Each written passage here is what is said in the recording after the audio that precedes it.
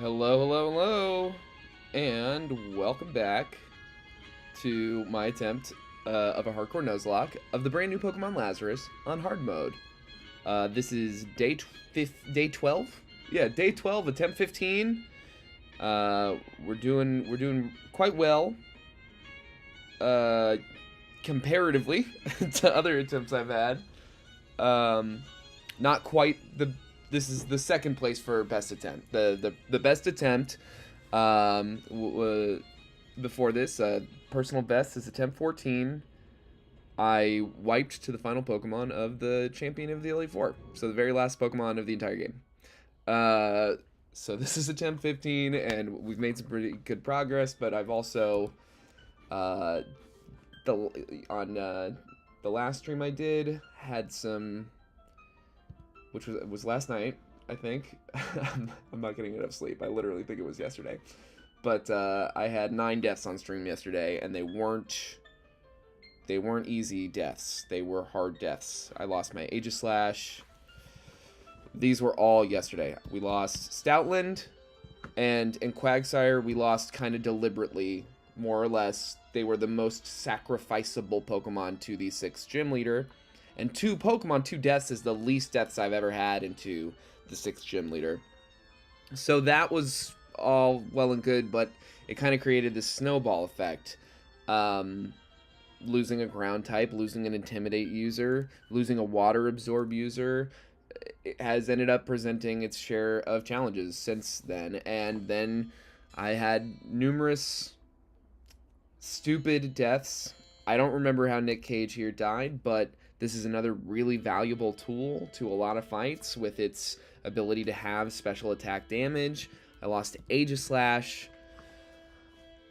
to a Rock Slide miss. You know, we had it in against this Salazzle. The Salazzle set up a nasty plot. There was nothing for me to safely switch out on. And I had already set up a Swords Dance. And it went for a nasty plot. I went for a Rock Slide. The Rock Slide missed. And there was no getting around it at that point. And it took us out with 1 Flamethrower, even in shield mode. Lost Huntail to 1 hit to that same Salazzle, to a Venoshock. I don't even remember how I lost Valcomer in the fire flying gym, as well as Chatot here. And then it's been one thing after the other. This one's the hardest one. Low-key, Aegislash and Oricorio, these two. And I lost Kyogre. Because there was a trainer with an Ambipom that knew Population Bomb. And it hit us 9 times, including at least 1, if not 2 crits. So it was a really rough stream yesterday, and I think part of that is because it was a really long stream. A lot of these deaths came further into the stream. Yeah, we lost, I believe, all of these to the Fire-type gym, to the 7th gym leader. All 4 of these, I think. I only came out with 2 Pokemon alive. I do believe that's true. That's why they're all at that level 40 level cap. Barely got out of there alive. And then, yeah, lost some really important Pokemon since then. Really, really important. But, having said that, we still have a lot of great encounters. And I still have some encounters available to me. So, this is the hideout. Ilios hideout. It is where the 8th gym and Team Chimera's final fight is. I don't know what I want to encounter here.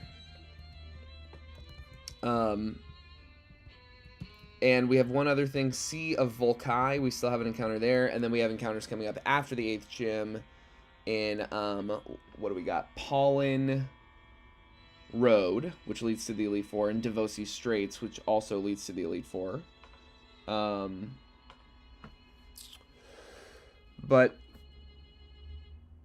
So that means I have about, at most, I think 1, 2, 3, 4 encounters left. So my thought was that I think I'm going to, another thing, really, really good news. I don't know if anyone watching has been like following my struggle here, but when you download, at least when I did, when it came out on release day, when I downloaded Pokemon Lazarus from Nemo's Ko-Fi, Nemo622, the creator of the ROM hack, there were documentations included. There were a few documents included. Important item locations and TM locations. Awesome. Encounter mapping. Routes and available encounters, including special encounters. Really detailed. And then there's this kind of just general doc that goes over the difference between difficulty modes and how the berry system works and how fishing works and where the move learner is, the name raider and all this stuff and blah, blah, blah. But none of this documentation had any team builds or even level caps. And so I lost one of my first 5 runs to a level cap issue. I just didn't have the information. And the level cap did not prevent us from rare candying over the level cap like it does in some games. I do believe they put out an update since then that has fixed that particular glitch, as well as some other ones I haven't run into. But I found, finally, today on the Discord, I found, and maybe I didn't look hard enough before, but I did look. I found team sheets. And they tell us which Pokemon are for sure and which Pokemon are not for sure. And in what order, and they're very detailed. And so now I have a complete image of what I might be fighting. It's still really hard to plan for. We have 3 fights in this gym. 2 mandatory trainer battles with the Team Chimera admins. One is more of a water-centric trainer, and the other is more of a fiery, well, water, ground, ice, kind of all 3 of those, weirdly enough. And then the other one is kind of like fire, rock.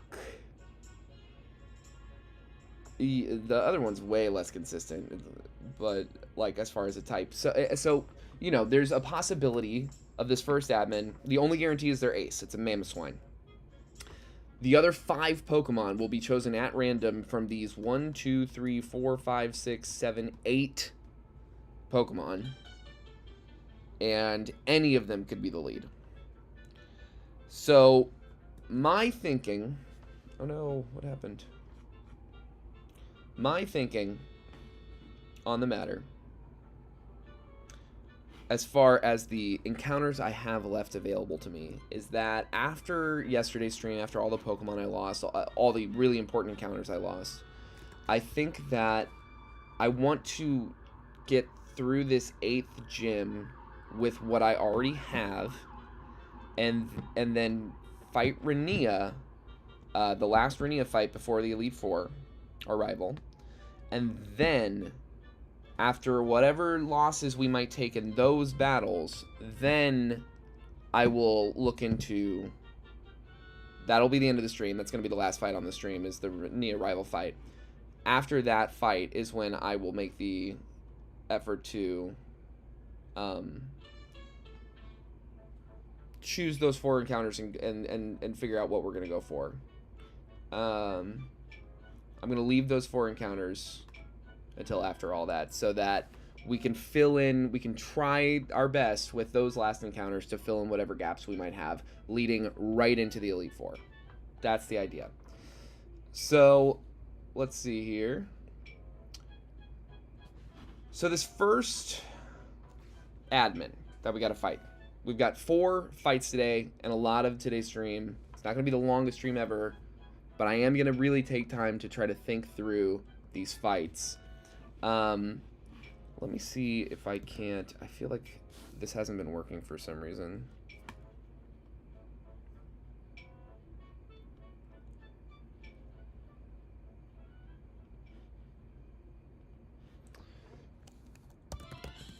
I'm going to see if I can't show you, the viewer, at home, the documentations that I'm looking at. Oh, come on. Probably should have tried to do this earlier. I apologize.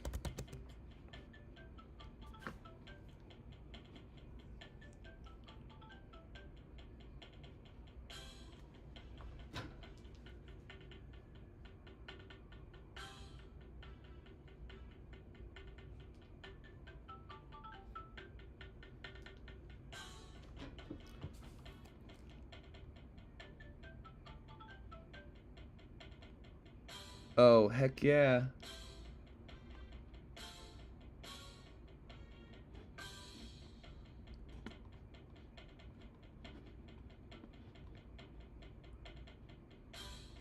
Okay.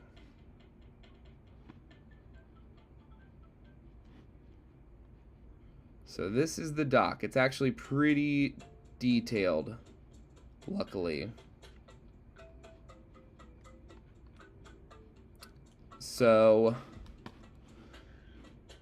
this is what we're looking at here. Team Chimera, Ilios hideout, that one right there.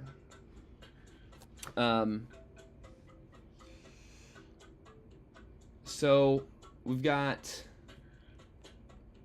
all 8 of these Pokemon. We've got a water fighting, a water dark, water bug, water fairy, water ice, water ghost, ground dark, steel dragon.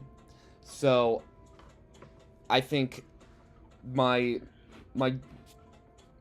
best lead is Patricia Arquette here, which is my Cyclizar, because we have the Mega Evolution to make it a dragon electric type. It'll be very, very fast.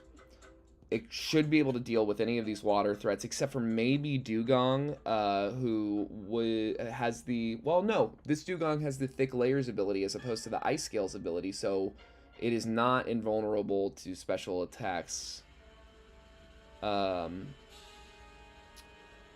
Crocodile, we outspeed and use U-turn. Super effective. Won't do that much damage, but it'll be good chip, and it'll get us a free switch. Not a free switch, but like a good switch.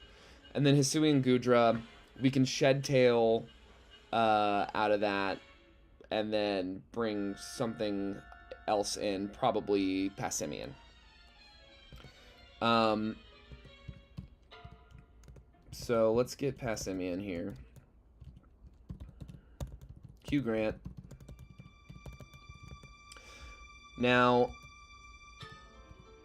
the easiest thing for me to happen would be for Patricia Arquette to just kind of sweep through a bunch of water Pokemon. Because there's a chance we don't see Crocodile or Hisuian Gudra, and we literally only see water Pokemon that we can hit and outspeed for super effective damage. If we have to do some switching, like I said, we can switch to Hisuian Gudra, we can switch to Passimian really easily. For Crocodile, we could honestly do the same, because after taking whatever U-turn chip, there's no way we don't outspeed and hit a close combat. I believe Crocodile would probably be trying to hit Intimidate, Earthquake. No, honestly, it seems to... Does it have... No held item. I don't know. It has Skitter Smack, and this game, this AI is really kind of hard for me to predict and suss out. But one thing I feel like I've observed is that when it has like a stat dropping move like Mud Slap or Skitter Smack or whatever, it seems to really like to press that. So I don't know. But in either event, I think Hugh Grant can come out, probably tank an Earthquake if that's what it goes for. But I don't know that it will go for an Earthquake because we'll be not Mega Evolved when it chooses its first move. Will be a normal dragon, so I don't know that it would go for Earthquake over like Crunch or Foul Play or Skitter Smack. And even if it did, we should be able to tank one, and we'll definitely outspeed and kill after a U-turn chip, especially with close combat. So that's that. And Hisuian Gudra, I also similarly think we don't U-turn, we Shed Tail, bring in Passimian. If they set up a shelter, we still have our substitute. If they hit something, we come in for free. We don't get the special defense drop from Acid Spray. You know, I think that is the best call as I see it. So these two should be able to take care of a lot of this. And then Mamoswine, the ace, I think Tom Cruise is probably our best bet. And make sure with Shell Armor. Up defense, Shell Armor, that way whatever happens, we should be able to come in and tank it, at least an Earthquake or a Bulldoze, definitely an Icicle Crash. If we could bait that, that'd be great, but it can be hard to bait this AI. It really can. Like, sometimes, you know, you'll have this obvious thing where, like, oh, it's 4 times super effective, and it will go for it. Like, it depends on the Pokemon, it depends on the trainer, it depends on the fight, but this isn't a fight I've fought a lot, so this AI, I'm just going to assume, is unpredictable. I think Quaitan here, our Magnezone, is a pretty safe switch into most of this stuff. There's not a lot that have super effective moves, if any, besides Crocodile and Mamoswine. Literally every other Pokemon does not have super effective into us, and we have super effective into most of them with Thunderbolt. And then Mudsdale's always like a contender. It seems like it could be good into Hisuian Gudra if that came up, but I think we've got a good plan, and I think it's more vulnerable into most of the team than it is worth bringing out. I think that we'll want a flying type, but ideally one like Gyarados that does not take super effective damage from ice moves. I think we should be able to switch this into a Mamoswine, hit and Intimidate. And then we need one more Pokemon that ideally stands up to most of these guys. I'm trying to look at the ice coverage. There's a good deal. You know, Dugong for Alligator has Ice Fang, and obviously we don't want to put this thing in front of Mamoswine. But I do think this would be pretty good into the rest of... I mean, there's Poison Fang. That's also for Alligator, though. Ice Fang already to think about. There's Acid Spray from Hisuian Gudra. I think this is a good one to bring. So I think this is a good team. We're going to check out Natures and such. Yeah, with its special attack being kind of less than ideal, like, it's going to outspeed everything naturally. We want the special attack stat to be as big as possible because we're trying to take KOs. Same with Passimian. It's going to outspeed... The two things it needs to outspeed, Crocodile, Hisuian Gudra, and possibly Mamoswine, maybe for like it outspeeds all the things that we would leave it in on. Like, I don't know if it outspeeds Tauros, but I'm not leaving it in on Tauros. Tom Cruise. Up defense is what we want into this team because our whole goal with this thing is to take out Mamoswine with some Surfs. Shell Armor's the right ability for sure, so that looks good to me. I think this thing... Oh man, S tier defenses, both defensive stats. I think that this thing is, for me, is more about like switching it into things to maybe like tank hits. So maybe we should go up special defense, down attack. Because this is like a contingency plan Pokemon, and the contingency to me is like, you know, if we need something to be able to stick in on a hit or two, and its defense is already really good. This is, you know, let's do up defense actually. I don't imagine we are going to get outsped by a Mamoswine, but that is what this is also kind of a contingency plan for. Like, if Lapras gets hit harder by Earthquake than I expect, we can maybe like bring this in, hit the Intimidate, yada yada. And then Thick Layers is probably the best for this because, well, I don't know actually, because we don't necessarily need to ever put this in front of an Ice-type Pokemon, so what else do we got here? I know there's the Harvest ability, right? Is that what it's called? Solar Power does not... Harvest, I think, is good for us, though. And we got a Berry on you? Yeah. Yeah, okay, that's good. Defenses... They're pretty decent. They're about as good as Lapras. I think we want that special attack stat to sing, but I don't think we want the attack stat down because Flower Trick is going to be one of our better moves here. We don't really learn a better special grass move yet. So, honestly, Air Slash is actually almost... I don't think we should go Modest.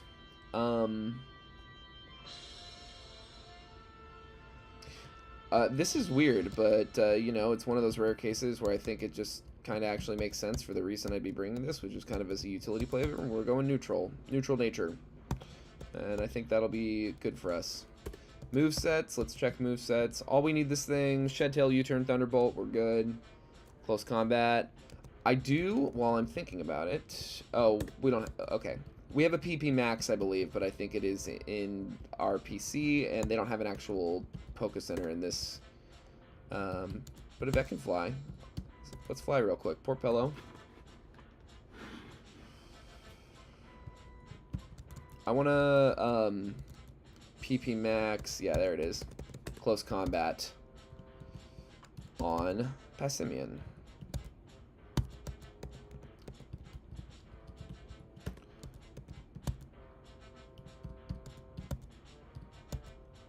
Alright.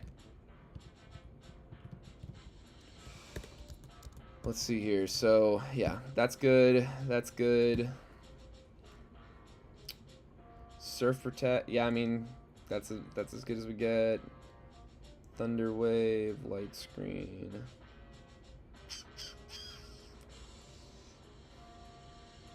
Yeah, I think that's probably for the best.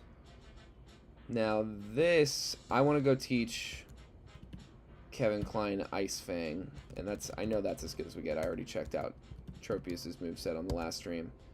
But yeah, we're gonna go to Pythios and remember Ice Fang, because that's gonna be our best bet. Wait, I think that was for a different fight that I was thinking about Ice Fang.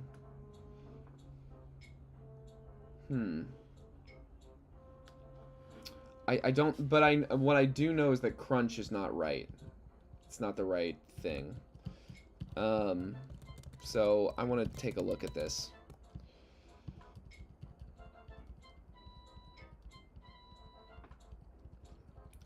Body Slam? Are we really going to teach this thing Body Slam? I mean, at that point, maybe we just keep Crunch. But it's resisted by so much of this. It's resisted by Tauros, Feraligatr, Gorbis, Crocodile.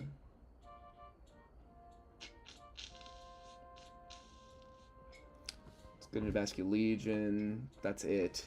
And it's neutral into a couple of things. Dugong, Golisopod, Goodra, Mamoswine. I don't know. I feel like I had a really distinct reason that I wanted to learn Ice Fang on this thing. Do we know Protect right now? See, that's not necessary for this fight. So let's think.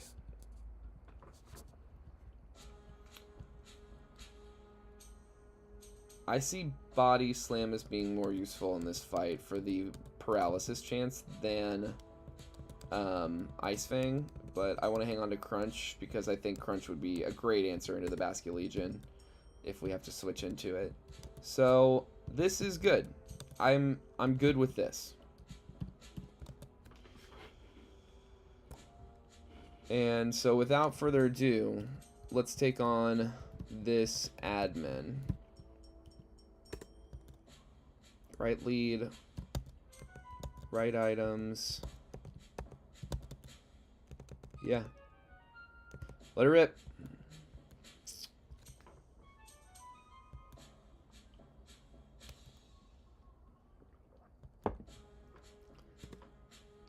I believe the play here is to outspeed in one shot. Hot dog.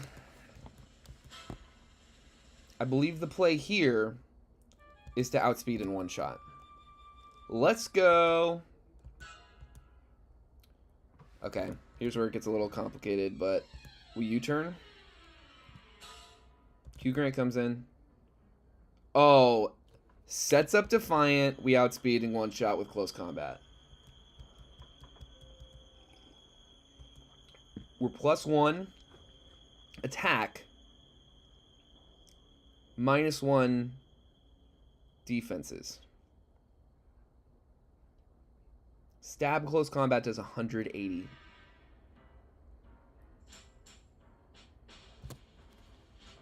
Boom! Let's fucking go. Glycopod. Let's protect, in case of first impression, we can protect our switches.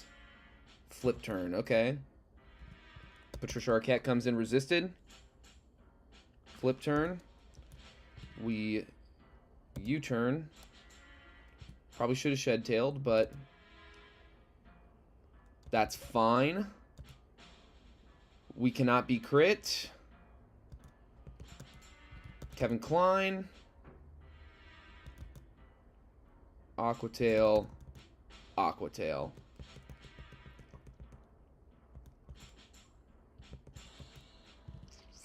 Quaiton. Yeah, tanks the first impression. Thunderwave for good measure. He's flip turning.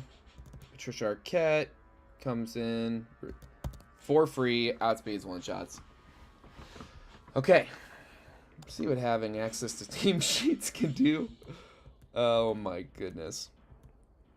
Alright, well that was good. This next fight is a lot less straightforward. Because this guy, like I said, 1, 2, 3, 4, 5, 6 of the 8 Pokemon that he can bring, besides his ace, are water types. Pretty easy. This next guy, let's actually, we can look at this one together again, because it's going to take a second. Okay. So we're looking at this one now. And the way this works is that this blue is their ace. It's the only, it means like that is for sure going to be there. The yellow means it's random. Where's a piece of paper?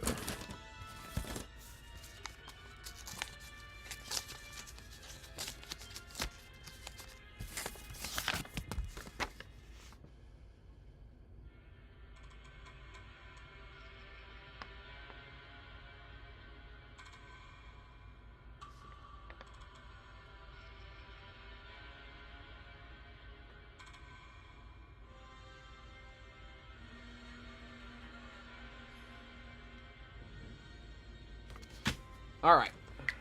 So we got Zebstrika, Electric. Berserker, Steel. Cinderscorch, Bug, Fire. Cloth, Rock. Yeah, it's all over the place. Go-Goat. Grass, Ground in this ROM hack.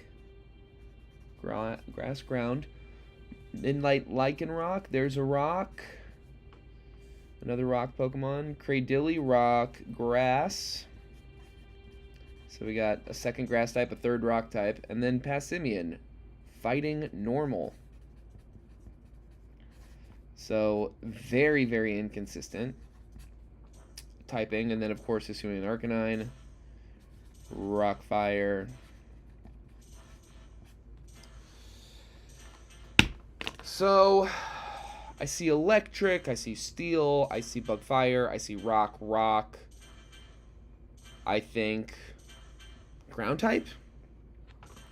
But, unfortunately, I only have one Ground type right now.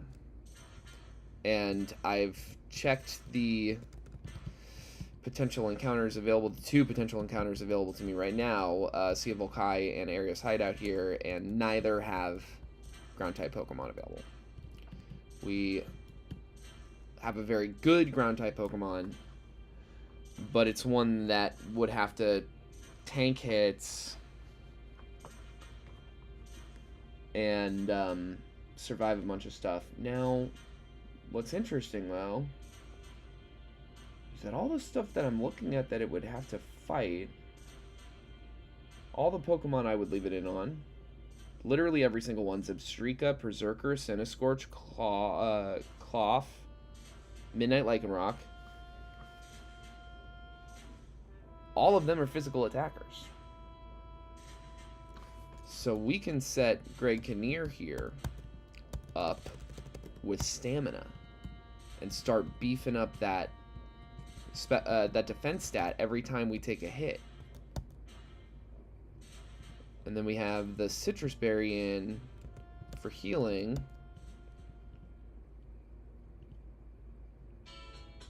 I mean, I think that could work really well.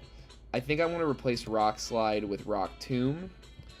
I think I would only hit it against Centiskorch, and it's going to be a 4-time super effective move anyway. I'd rather have that extra 5% chance of hitting, because it is a little more accurate than Rock Slide after what happened to my Aegislash.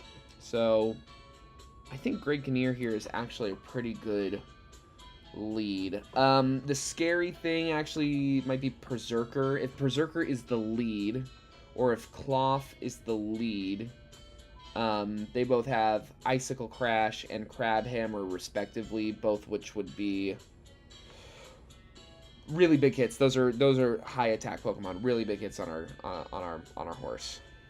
But Lycanroc, Zebstrika, Centiskorch, none of those can do anything I'm all that concerned with. If we can lead with any of those, get some defense boosts, we should maybe be able to stay in on the Berserker, on the Centiskorch. And an Earthquake from this thing. Let's see, nothing knows foul play, does it? I'm not seeing foul play on any of these. Yeah, so an Earthquake from this thing would go absolutely nuts. I think I will go up defense nature. Up defense down special attack. Impish.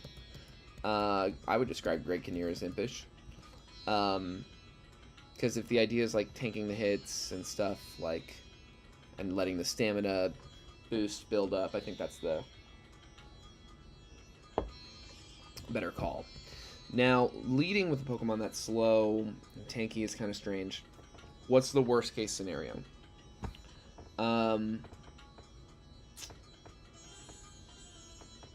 Passimian would be bad to see. Luckily, it has a useless ability. It would be if we see Passimian, we don't have. Well, do we know Superpower? We would go slower. Superpower could be really good.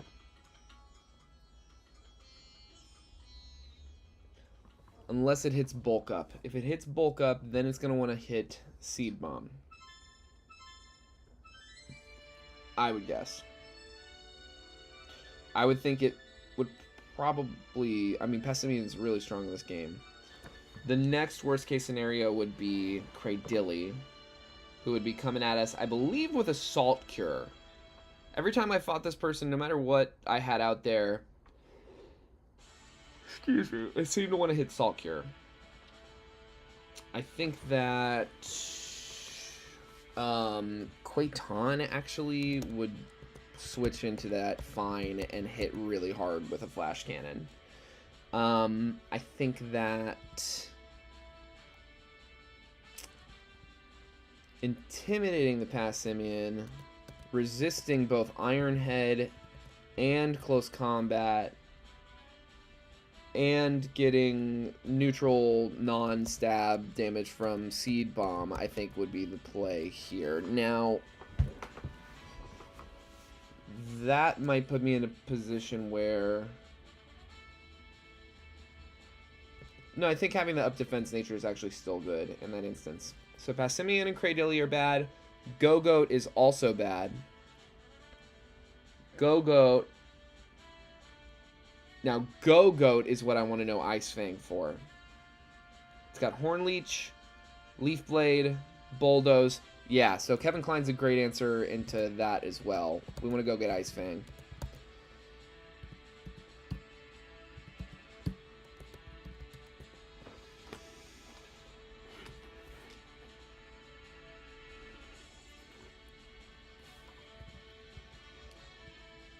Pythios, go down to this move tutor here.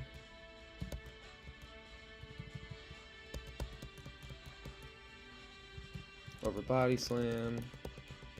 Okay, that's great. Now let's go back to the website with me.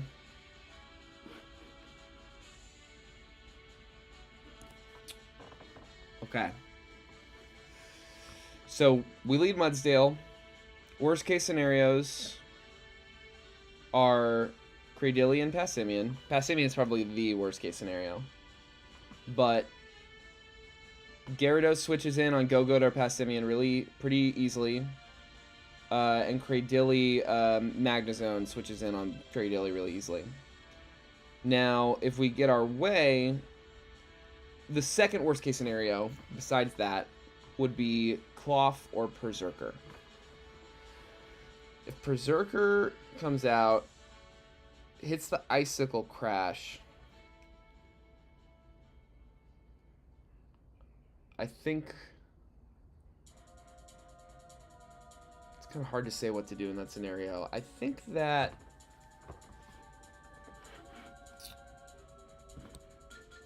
let's see what kind of...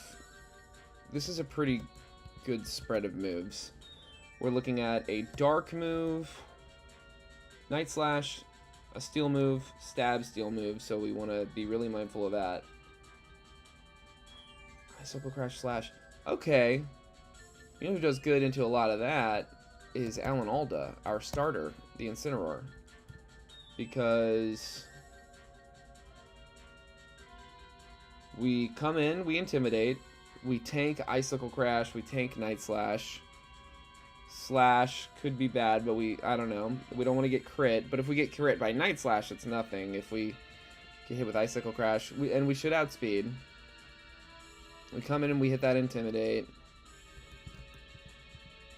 Then we can hit Parting Shot and set up Hugh Grant to, like, take it out, maybe.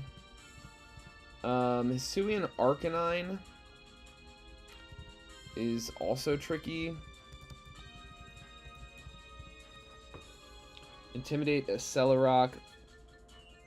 Flare Blitz, Rock Slide Crunch. That's the ace.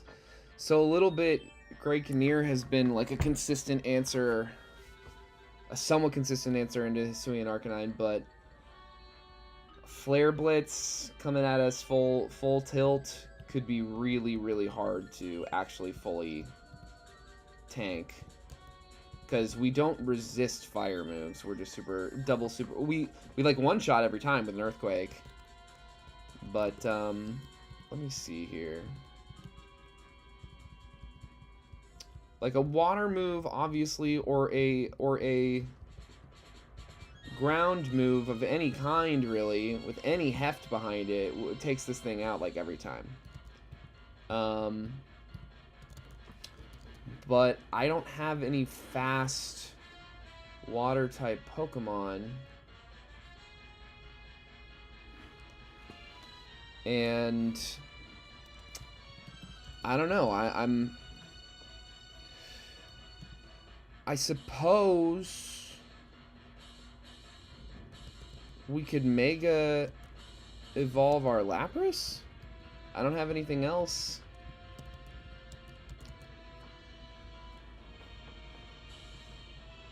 This is good into plenty of other stuff as well.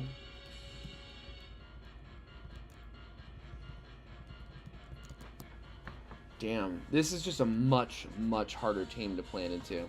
So let's see, what's the worst case scenario? We come out immediately.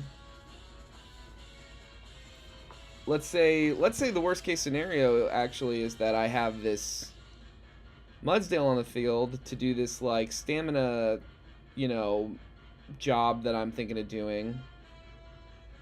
And that we get into like a range where our defense is really high, but our HP is kind of really low, and then we get critical hit by the Arcanine. Like, and then I don't have an answer into the gym leader's Raging Bolt.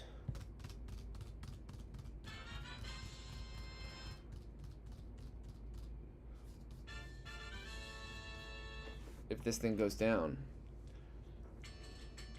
Or I switch in Lapras, who tanks whatever on a critical hit. Can't get critical hit. I don't know. It's the lead that's throwing me off the most. Let's see here. Water would be good into... Water Ice, especially, would be... Well, water, 1, 2, 3, 4. There's 4 things we can hit. For super effective with water. 5, kinda, even if you count Go-Goat, because both our water types know ice type moves, which would be quad. So maybe water's a good lead. Maybe we try to get lucky and set up Gyarados. I think this is a good team for this fight. But that's because these are just really good Pokemon a little bit. Oh, we want to do Mega Lapras. We want to do Laprasite.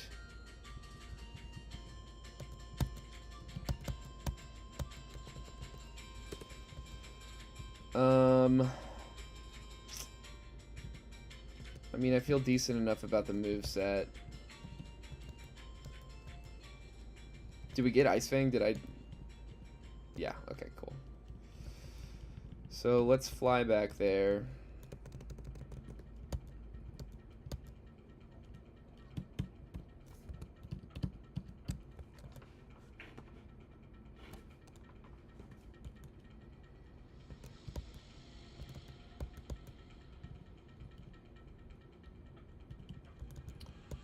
All right.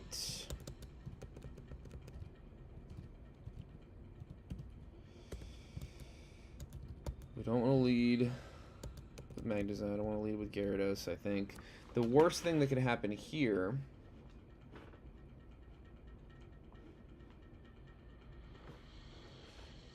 is that Zebstrika is out first, and then we send in Mudsdale to tank the hit and hit back. Like, we take care of Zebstrika really easily. And it'll activate our stamina. Like, that's the Pokemon that we would the most want to set up on.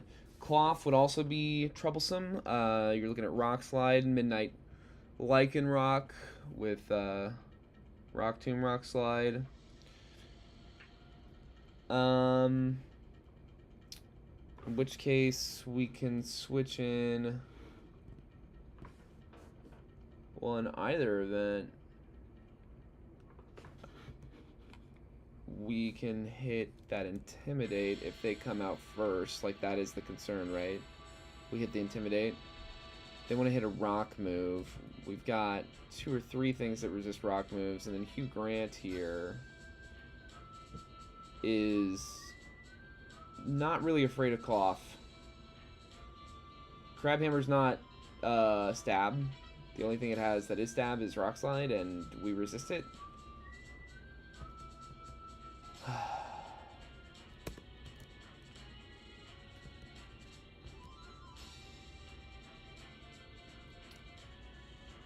Am I bringing Incineroar? Well, it's a second Intimidate user.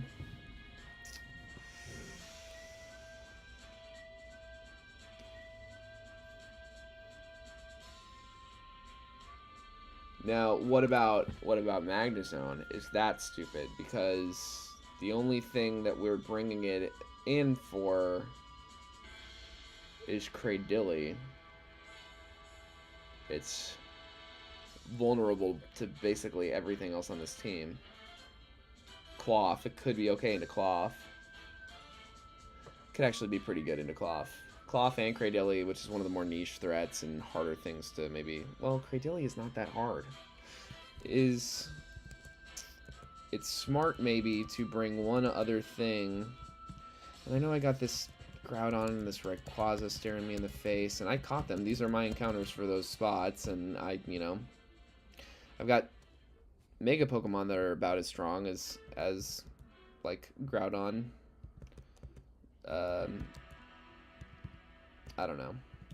But I do feel a little weird about using them. I definitely don't want to use them as Mega Pokemon. It just seems strange. Definitely not in this fight. We want our water moves to hit. The thing is, I don't... Who was I second guessing? I was second guessing Magnezone. No, I think defensively, having a steel type out there is valuable. Wish I had a steel ghost type. That would be much more valuable, but of course, we had to miss a rock slide. Double check items. Citrus, citrus, citrus, Lapras, citrus, citrus, yeah. I mean, we don't have anything better.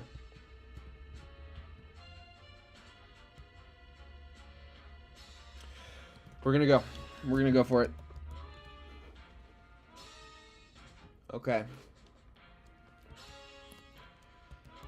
This is fine. This is actually quite alright. We can set up on this. Defense fell is not awesome, but I mean, 2's more than enough to take that. Let's see what comes out next. I figured it would be Substrika. I can't do it, especially with 2 defense drops. So we bring in Greygneer for free. We let it hit us. And hit the Earthquake. And we got our stamina boost. But we don't stay in on that. We go to Quaiton. Tanks the energy ball, fine. Hit this flash cannon. Nearly one-shots. This will do it. And we can survive one more Salt Cure. Citrus Berry comes in, so we can switch out here. Now, this thing... That's right. So, I'm going to bring in Alan Alda. Hit the Intimidate. Hit... Nope, not the Darkest Lair. Hit the Parting Shot. So, both its bulk ups have been... Oh no, wait, it's hitting bulk up, so its defense is going up too. Okay, I want to bring in Tom Cruise, I guess. We've neutralized its attack boosts, so hopefully we can tank whatever's about to happen. Okay, it outspeeds, but it's only +1.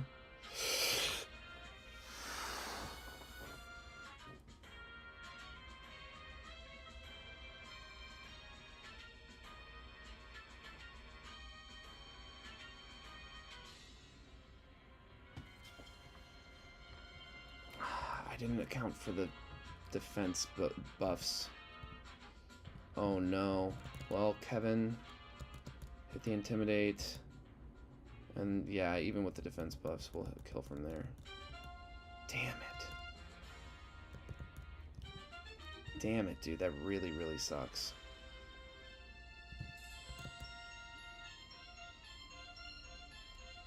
Give us the Defiant boost. Let's... Oh my god, you outspeed us? Not anymore. There's no way.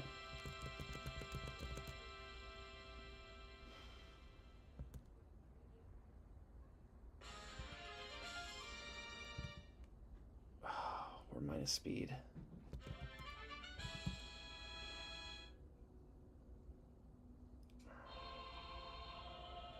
I don't know if this thing wants to hit a fire or a rock. Like, I don't know what it wants to do into Hugh Grant. I gotta imagine it wants to hit a fire move.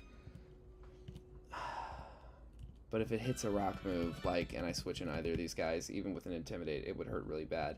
Alan Alda. Really good defense, and it will hit the Intimidate.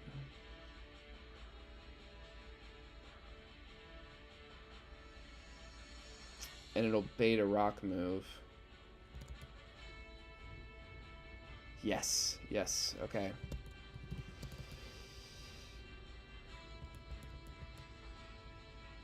Defense rose, that's right. I was like, did my defense drop? Ow. Okay. Losing Lapras is not something I ever wanted to do. R.I.P. Tom Cruise. We have one Water-type Pokemon left. We have Water-type encounters available coming up. Fuck. It's really, really rough. That's really rough. Well, now it's time to plan for Calliope.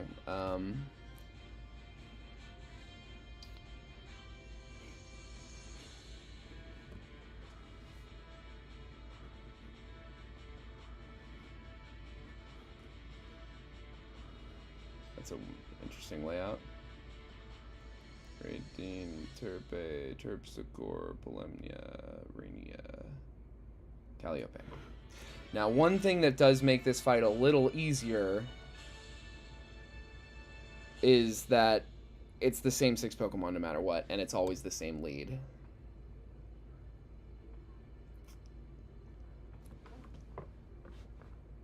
And this is actually just maybe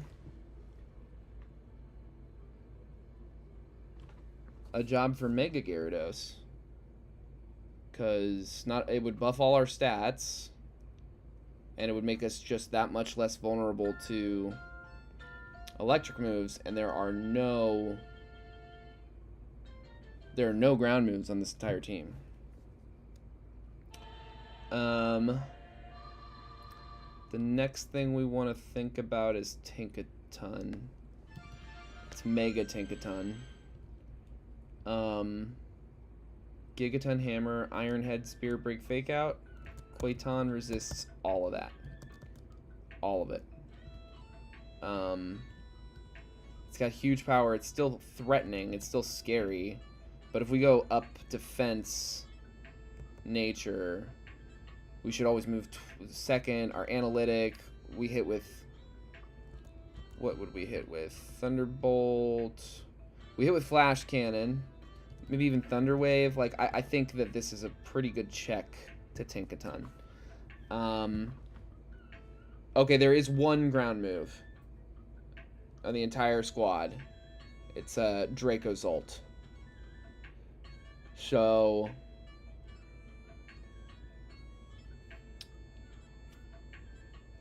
Discharge, Bolt Beak, Breaking Swipe, Stomping Tantrum. I think in any event, Mudsteel would be a great answer. I think... Okay, we have another ground. We have Uma Thurman. Uma Thurman would be great into Dracozolt, actually. So, that's a good call. And actually, I want to go ahead and rare candy that guy right now to see if it... I'm pretty sure that Uma Thurman here will learn growth. I don't think we're setting up. Earth Power is what I'm wanting. There we go. Yeah, you're not a poison type.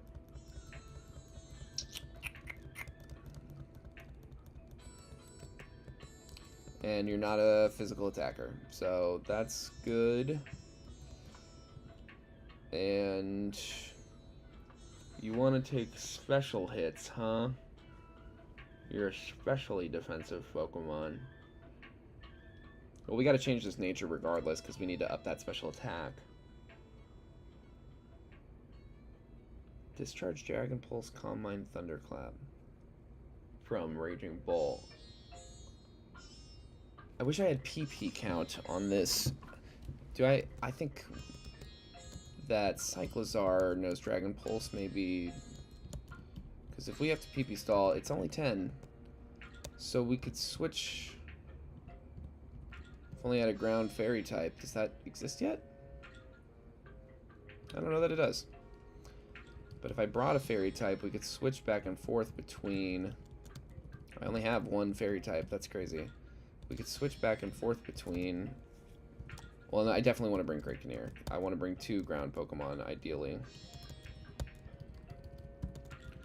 Okay, so then, let's see here. If I brought Ribombee...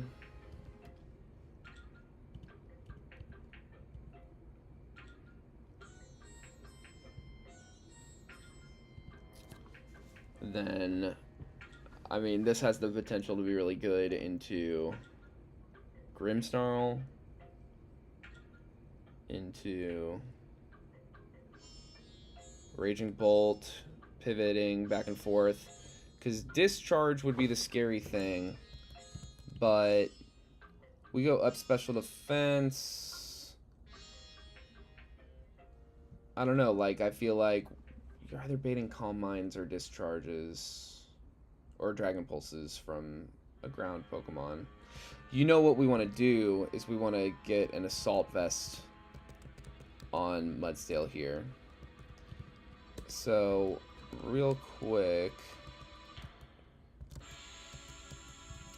I think this is maybe not the worst idea, because that Grimmsnarl can be really tricky, and it has a decent typing into it.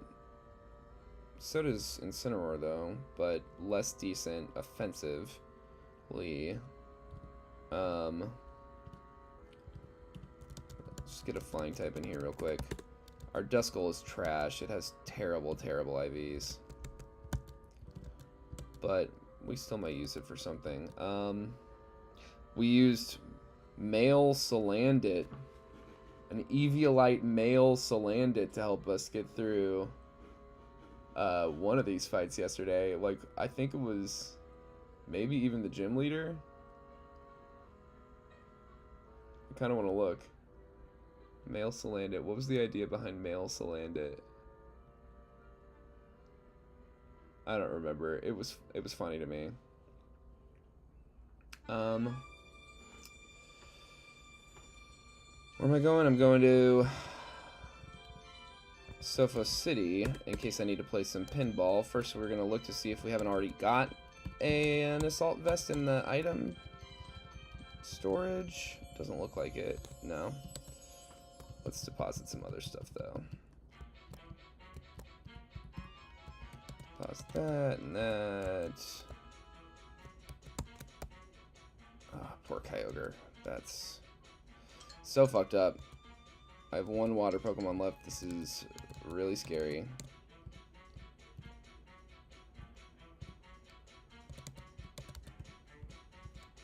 Okay. So, I'm gonna spam for just one item. Gotta play a round of pinball.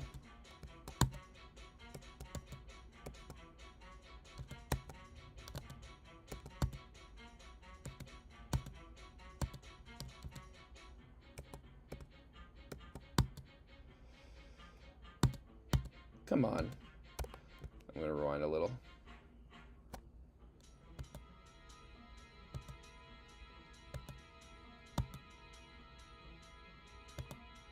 Come on. Why am I so bad at pinball?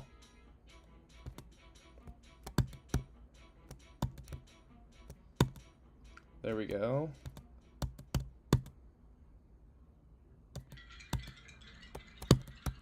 God damn.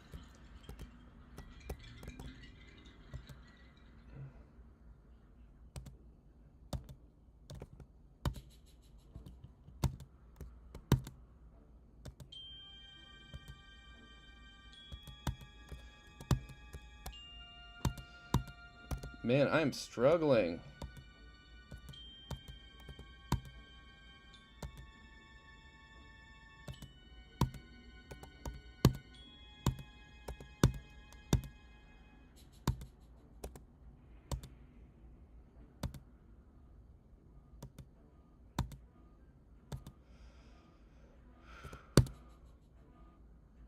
Okay, Gengar? No? Come on, Gengar.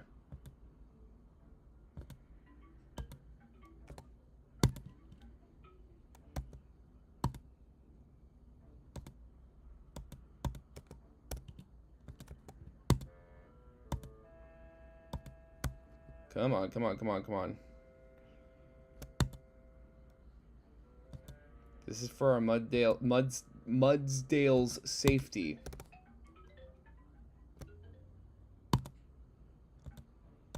One more hit.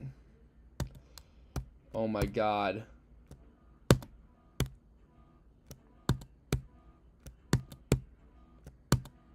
Yes, okay. It's usually not that hard for me, but we just need 1 point to come up here and roll until we get our assault vest, which I have gotten here before, so I know that it is a possibility. We just have to keep resetting, and it might take a little while, but eventually we will in fact land on an assault vest, because it really is an inevitability. Alright, so we got our assault vest, and that'll help keep Greg Kinnear here safe against Raging Bolt and the Dragon Pulse. We just have to survive Dragon Pulse. It's the only thing it can hit us with, so we just have to switch in before it hits too many calm mines, survive a Dragon Pulse, hit the Earthquake. Silvally is a little scary. It has a fairy type, very, very, like, strong fairy type physical attack. In multi-attack, it's holding the fairy memory item. So let's see. Hydrapple goes down to an Ice Fang from a Mega Gyarados. Kind of without question. Draco's ult comes in. Oh no. Uma Thurman comes out. Spore. Earth Power. Bada bing. Forget about it. Tinkaton comes out. Magnezone. Tanks. Everything as not very effective. Fake Out. Iron Head. Spirit Break. Gigaton Hammer. All not very effective. And I'm a little worried about, like, flinches from Iron Head, maybe. I think that might be the strategy. But even special attack drops from Spirit Break, we can still survive to get off a Thunder Wave. Slow it down. And hopefully give us kind of a better path forward from there. Whether or not we have to switch out again to something else or blah, blah, blah. We'll see about that. But I think Hydrapple, hard solve. Draco's ult, solved.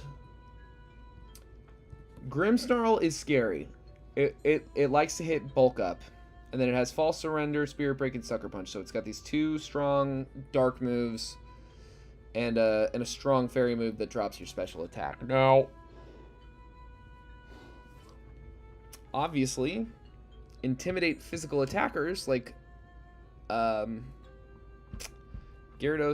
and Incineroar are not great answers into bulk up Pokemon because the defense is going up the whole time too. As far as a special attacker I have that isn't vulnerable to the Spirit Break, though, that's where it gets tricky. So,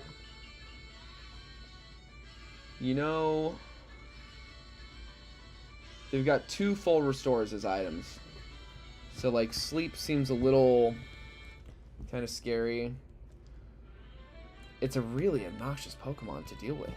That moveset is really tricky. We kind of have Pokemon that are pretty exclusively vulnerable. Because obviously the fighting resistance of the dark moves is vulnerable to the... Yeah, and this doesn't have a great defense stat. My one thought was, and it's risky, because I need Hugh Grant for the champion, I just do. It's risky, but the one thing I was thinking is if it does come in and get hit with a Spirit Break, that would set off its Defiant. And then, do we have Iron Head? Yeah, we have Iron Head. We could hit an Iron Head that would almost certainly outspeed, I would think. I don't think Grimmsnarl is very fast. No, it's quite slow, actually. And I'm sure there are, like, buffs involved, but Passimian is quite naturally faster. So we come in, we take a Spirit Break, hope we don't get crit. It sets off our Defiant, and then we one-shot with Iron Head from there, I would think. Because either we switch in on a bulk up, if we switch in on a bulk up and then it hears Spirit Break, that would be really bad. Really bad. And it's a really important Pokemon. I don't want to risk it. Okay. Well, let's keep thinking.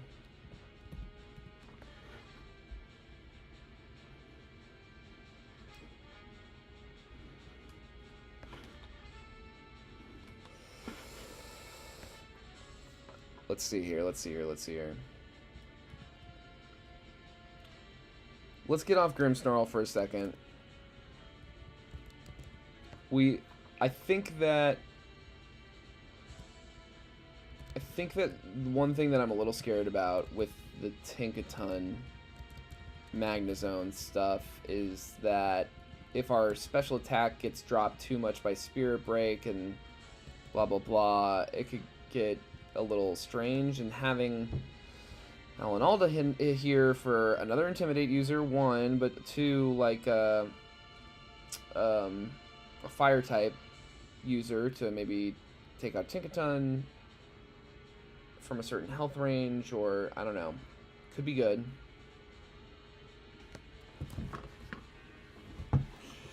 Silvally, let's look at Silvally. It's a normal type, or does it become Fairy type?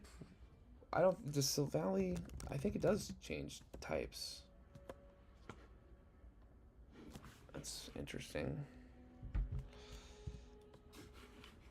I still think Ribombee could be good into Grimmsnarl. This is our answer into Raging Bolt for sure. We want to have two ground type guys to go up against the two electric type guys. That I feel pretty set on. So I think that those four up top are, excuse me, locked in.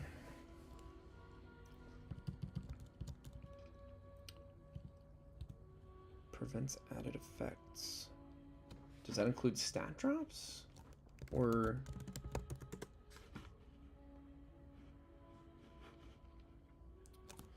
in battle, Pokemon with Shield Dust are unaffected by the additional effects of other Pokemon's damaging moves, including additional effects provided by Poison Touch, Toxic Chain, Stench, King's Rock, Razor Fang. For example, a Pokemon with Shield Dust cannot be frozen by Blizzard or made to flinch by Fake Out. Shield Dust has no effect on status moves, Thunder Wave, Leech Seed, or Max moves. It also doesn't prevent additional effects that apply to the user. So, for example, a Pokemon using Flame Charge will still be able to increase its own speed. Okay. Shield Dust prevents a Pokemon's burn being cured by Sparkling Aria. That's interesting. If it is the only target of the attack, blah, blah, blah. However, okay, but it's not saying specifically if it prevents stat drops.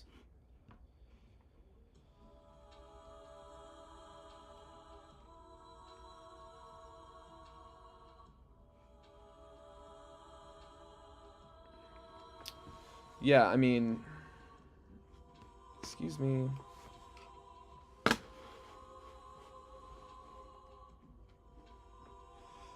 Man, I hate when Bulbapedia does this. It literally will, like, just stop scrolling. I have to reload it because of, like, ads on the channel, I'm pretty sure.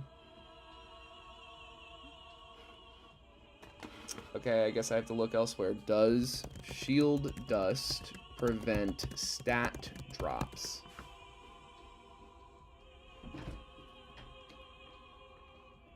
Toast, you're being very silly.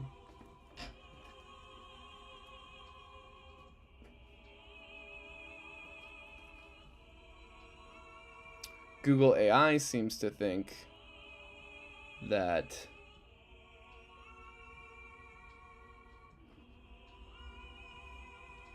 additional effects.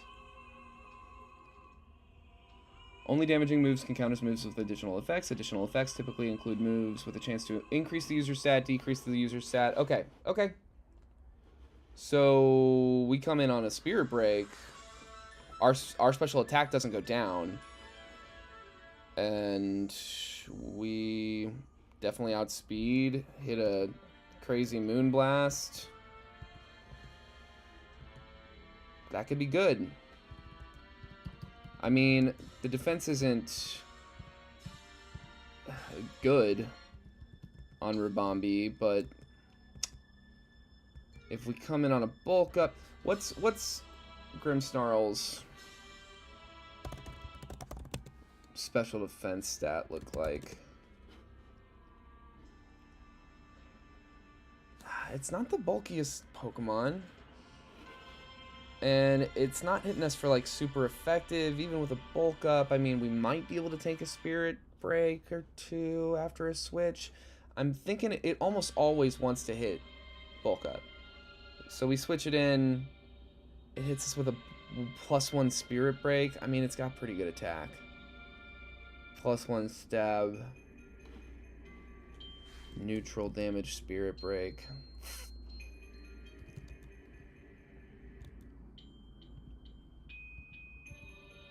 I mean, that defense stat is not good. I like that this is fast. Let's look at some of these upcoming fights real quick. We still don't have the right answer into Silvally either. That might be another one that Magnezone would be good for, but we can't do... Maybe we try to save... We could do some Intimidate switching stuff for Tinkaton and Incineroar. Me using the Gyarados on Tinkaton discourages me from wanting to Mega Evolve it, though, and not Mega Evolving makes me a little nervous about... Toast, there's no room for you over here. I'm so sorry. Do you want to say hi to the stream? No, you can't stand on the laptop. Say hi. You want to play? Are you telling me to make different choices? No, you're just feeling unsteady and you want to get down? Well, you know, there's no room for you, Toast.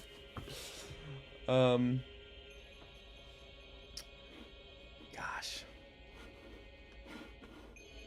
F's in the chat for Toast. Hey, to anybody watching, if you want a chance at winning $5, I will Venmo you $5 tonight. If you give me a number between 1 and 1025 in the chat, I will tell you what Pokemon it is in the National Pokedex, and if I get it wrong, I'll Venmo you $5. Alright. I really do think, though, that if we do come in and get lucky, I think the thing to do here actually would be to go up special attack, and in fact maybe even try to get an item to boost the fairy move or the special attack even further, and just because we switch in either on a if we just like bring Ribombee with the sole purpose of once we see Grimmsnarl we send out Ribombee.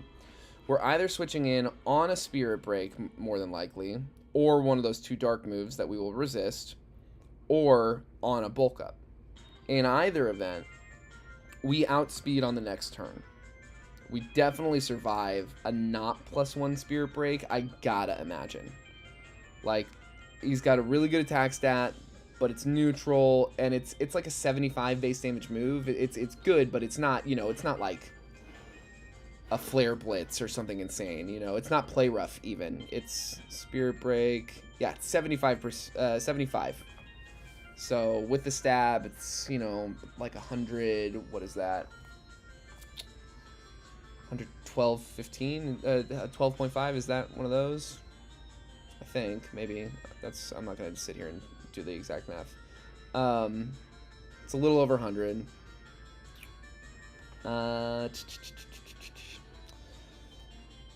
I think it survives the Spirit Break. If it doesn't, if we come in and it's not +1 or anything, I feel like we can punish maybe with Alan Alda, maybe with Quaitan, like hitting an Intimidate with Kevin Klein or Alan Alda. We could maybe even try to Spore it. I think we'd have ways of punishing it. So then the question becomes, what do we do against Silvally? And so that's why I was thinking if we could take care of either Tinkaton or Silvally with Gyarados, Incineroar switches. I think it would be better for us long term to be able to put this in front of Still Valley, because with the Fairy Memory we could hit. We want to make this thing plus defense for this fight. With the Fairy immunity, we can the Fairy typing, we could hit super effective Flash Cannons into it. We can Thunder Wave it, and we resist literally every attack. Crush Claw, multi-attack, Iron Head, X Scissor, we resist all of them.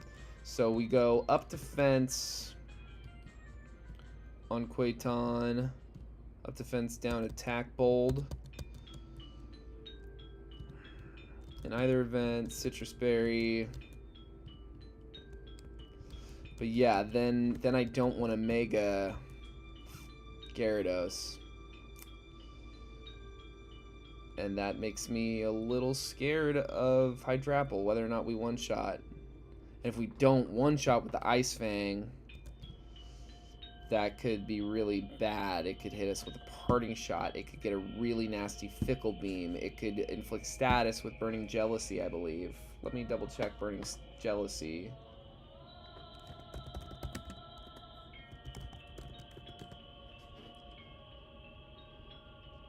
Fire. So it's probably not going to hit that. It's all opponents and burns any that have had their stats boosted, so that's not really that scary, actually.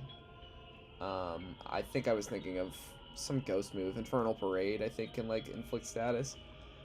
So Syrup Bomb could be fine. Fickle Beam, Parting Shot are the two things that are really scary. I guess it's not that scary. I don't think it could do any that bad of damage to us. Syrup Bomb would be bad. It would suck. If not one-shotting would suck.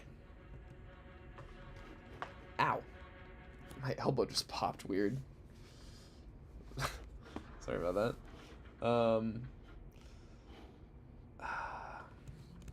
But if we go Adamant, what does that do?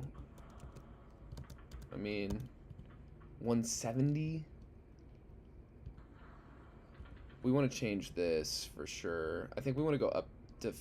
I think, actually...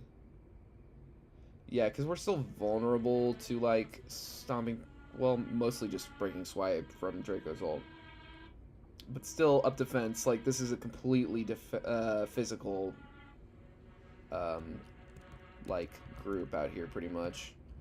Up defense, down attack. Yeah, so Bold, Uma... Great Kinnear is the only one we want to go up special defense. But with the Assault Vest, it might not be necessary. Well, we definitely don't want up defense. We either want up attack or up special defense. We need to survive one Dragon Pulse at +1 at most. With an Assault Vest on, if we have... Yeah, I think we go Adamant. Because we want to make sure the Earthquake one-shots. That's the priority. The Earthquake one-shotting. And we have an A+ special defense stat with the Assault Vest on. It's like... It's 1.5. So it's like 56 more. It's 168. Which is like... nearly the highest stat in this entire team. Except for the attack stat now with Adamant. So maybe the attack stat buff is not necessary. Maybe we do buff the... Because that's interesting. I think, yeah. Then we go... Up special defense minus... Special attack. Yeah, careful. And then we made you modest, right? No, not yet. I think that's... the play, because we just want this to hit as hard as possible.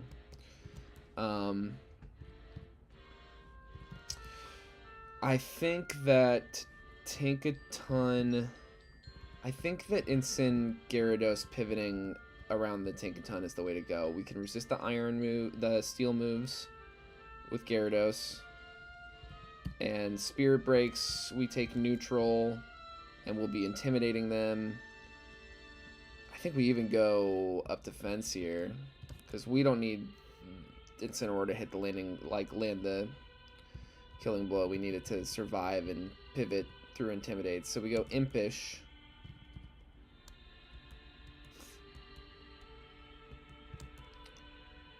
We don't Mega Evolve Gyarados. We Mega Evolve Ribombee.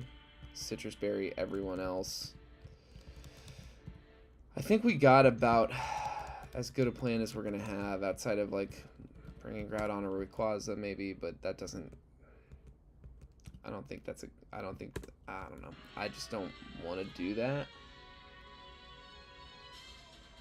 Because, yeah, Groudon would trivialize Dracozolt and Raging Bolt, and then we could use Great Kinnear to take out Tinkaton.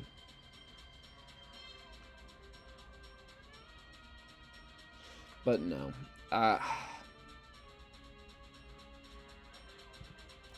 I'd rather bring Uma Thurman and let Uma Thurman drop. Maybe. I don't know. I think we have a decent plan. What's the worst thing that can happen? Debbie Reynolds goes down to Grimmsnarl on the switch. Or gets outsped somehow and goes down then. I also want to double check. Not here, because we haven't got our encounter here. We can do it here. I want to double check what Mega Ribombee's ability even is.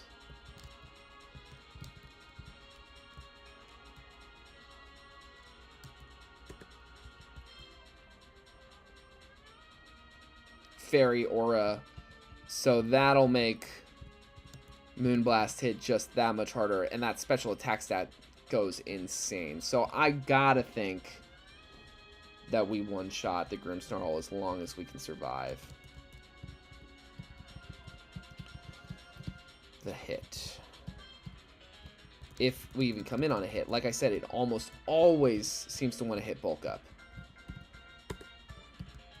What's the next worst case scenario? Is that we bring in Quaitan here against Silvally and what? I mean, get flinched over and over again with Iron Head, and then,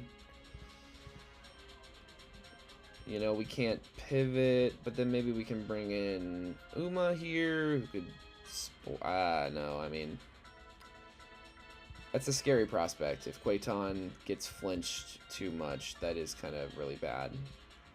Can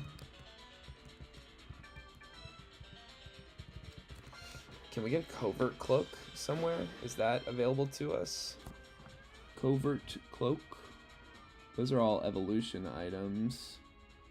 Damn. Yeah, I don't know where you get all the battle items.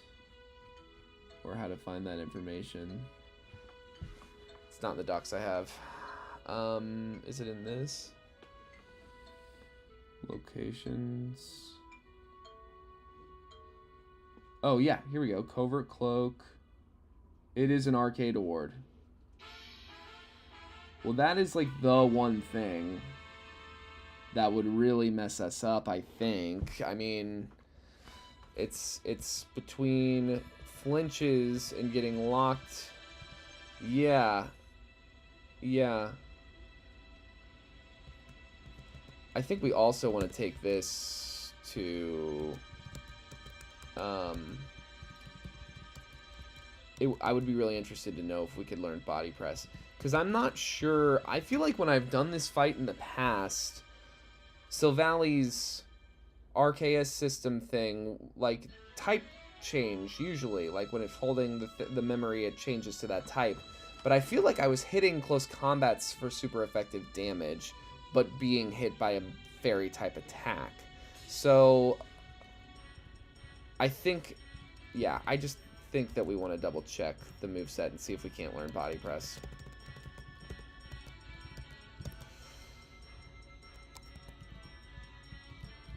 Pythios.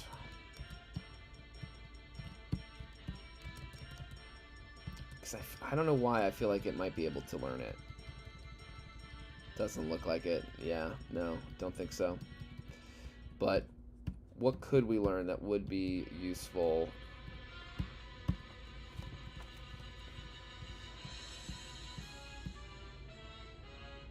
That can miss.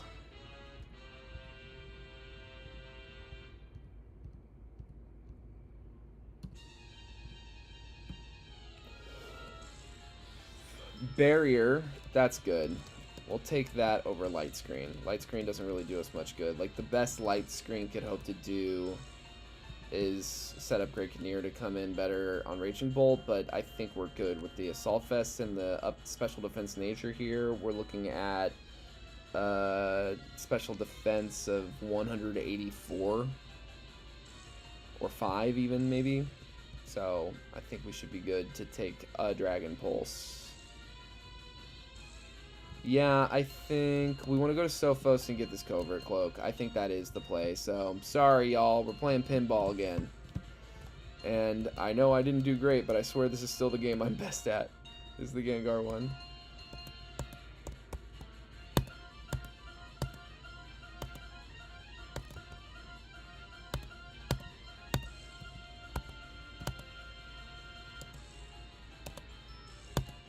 Damn, I aimed perfectly up in there, and then it didn't appear in time.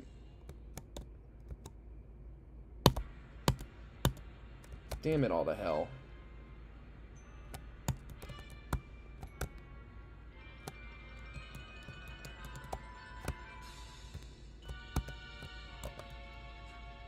Hit, yeah. Haunter, come on.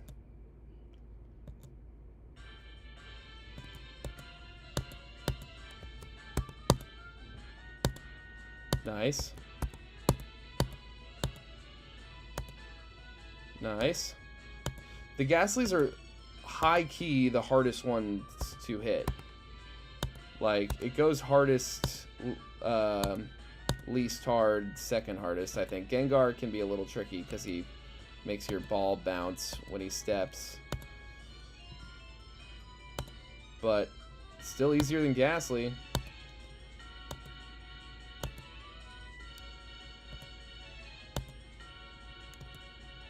Nice.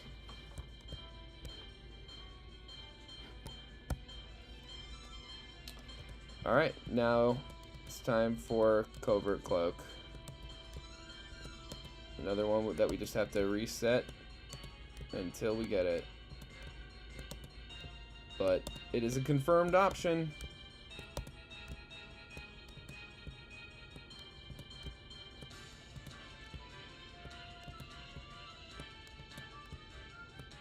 Covert Cloak. Covert Cloak. Covert Cloak. Covert Cloak. Covert Cloak. Covert Cloak. Life Orb's tempting, but it's not what I need right now. I need Covert Cloak.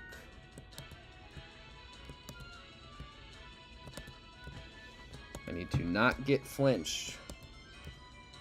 Really hard, I need to not get flinched.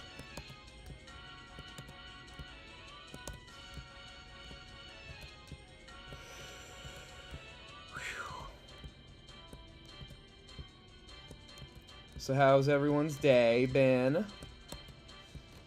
Everyone, did y'all work today? I worked today. It was fine, but I work in this building where like the whole wall is made of windows basically, and the sun hits it just right. I tell you, it's like working in a what is that called? A greenhouse. Yeah. That's right. And it's funny, we have these like shade curtains that you can pull down, but only over the bottom half of the window, and so the top half of the windows are just like what's actually hitting you in your face. It's too bad. Covert Cloak. Listen. You and I both know you're here. I don't know why you're being so coy. I want you to help me beat Calliope. I want you to keep my Magnezone, Quaton, the non-binary icon that I don't really know, safe from flinches. That's all I want. And you're being really difficult.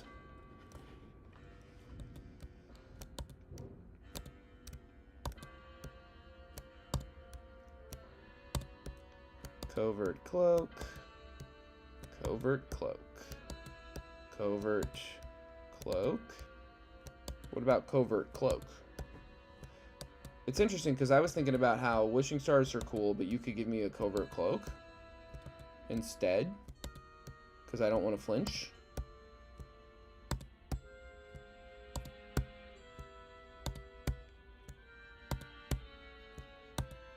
Never Melt Ice is also a little tempting. Honestly, Never Melt Ice or Life Orb are a little tempting for Gyarados, but I think, I don't know, a quad Adamant Gyarados Ice Fang, even one with a kind of crappy attack stat like ours, is still like really.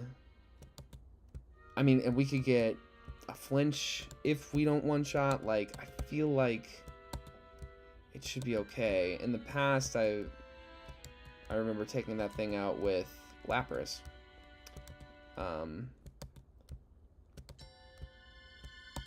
Come on, brother. Is it like a particularly rare item? Wait a second. Wait a second. Wait a second. Hold on. That's... Oh my god. Guys, I'm sorry to have done this. To have wasted this much time. But what it is there's a guy that'll give you a covert cloak outside of this building if you give him 5 points. So we need to earn 5 points. Oh, great. Well, in the meantime, let's see about maybe picking up the Life Orb. That seemed like the best thing in here.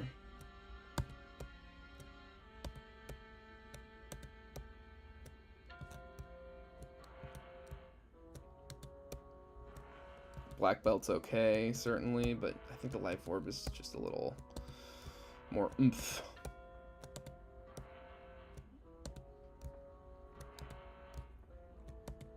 Okay, we're going for Life Orb now, because we can't back out. I tried.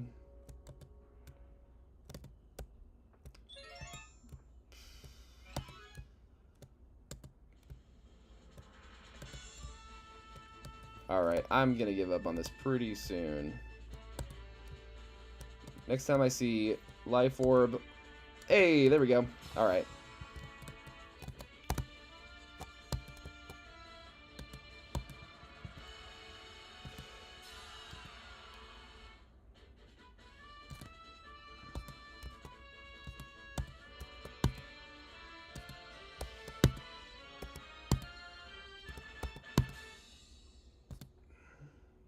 Alright.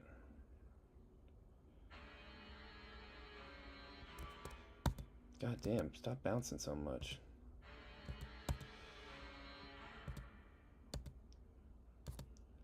I swear, see, the Haunters are like dramatically easier placement and size-wise than the Ghastlies.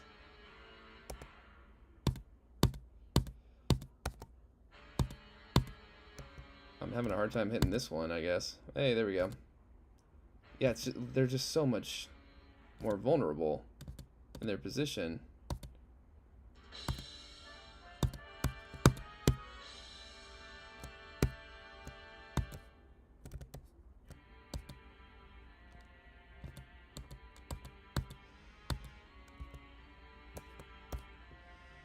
I play this kind of pinball that requires time manipulation.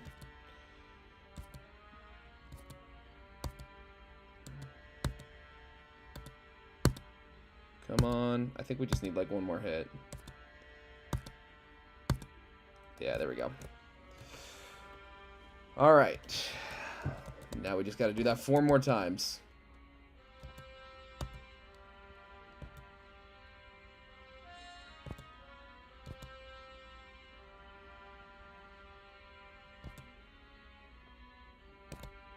Nice. Getting through these Ghastlies a little easier than usual.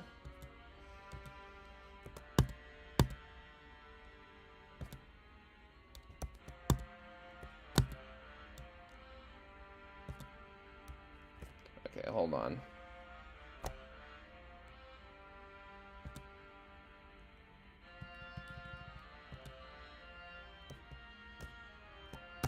Hold on a sec.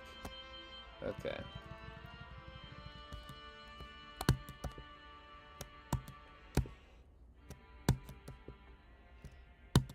Come on.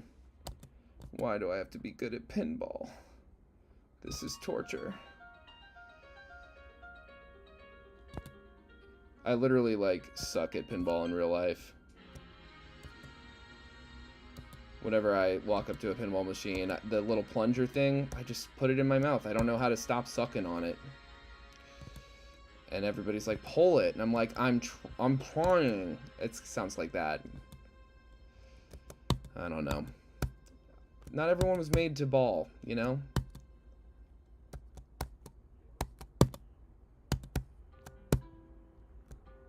My good God. Thank you. Time to fight Gengar.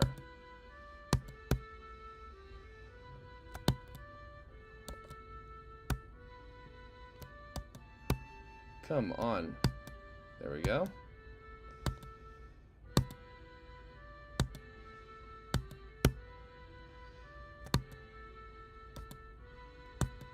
Nice.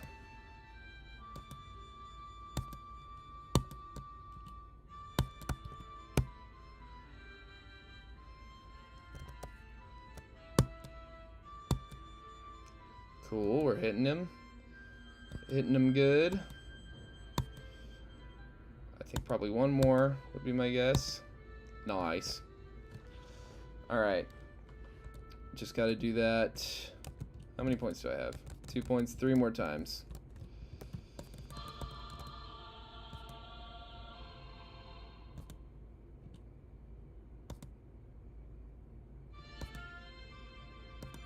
Nice. Alright, Ghastly. Nice. Okay, Haunter.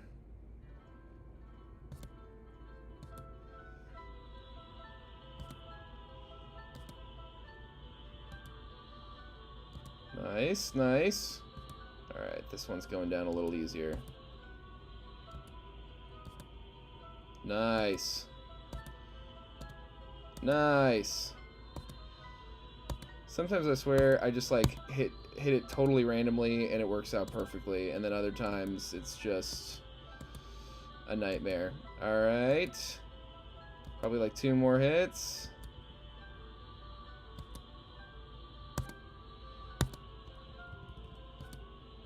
There we go. 1 more hit. Alright. Do that 2 more times.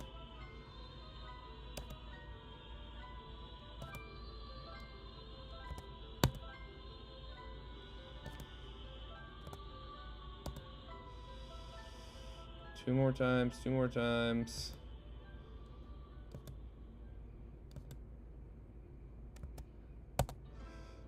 Nice, nice, nice. And then we can get our Cobra Cloak.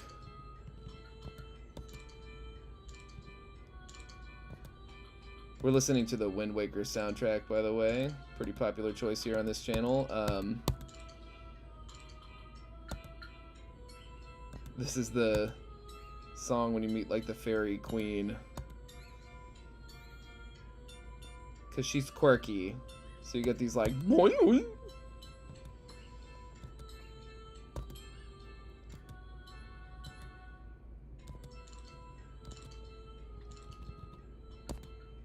Nice. 1, 2 more hits.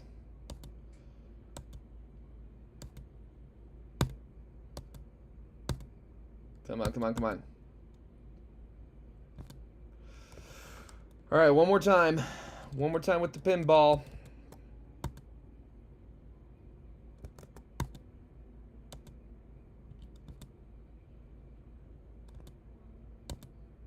Ooh.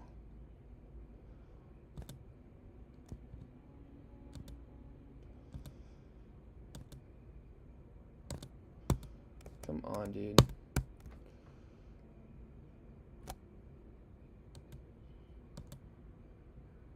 Nice. All right, there we go.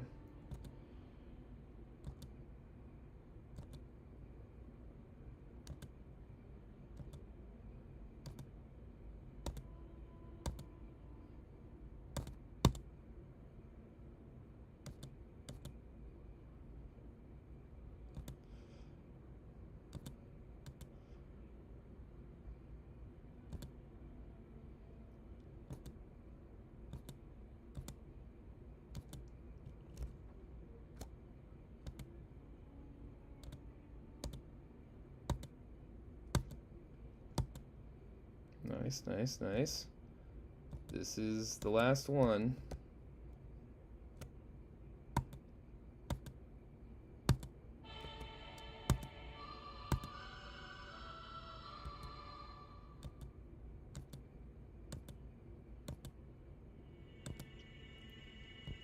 Alright, come on, come on. He usually doesn't get this close. But the closer he gets, the easier he is to hit. Alright, so then it's like down here. This guy. He wants 5 pinball points.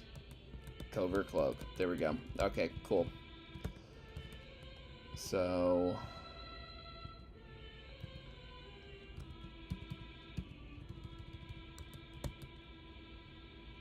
Quaiton.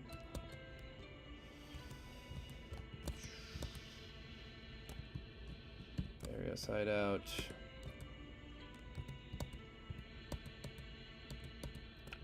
Alright, we've reached the point of without further ado.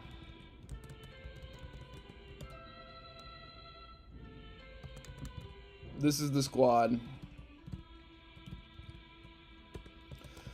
The most important to keep alive.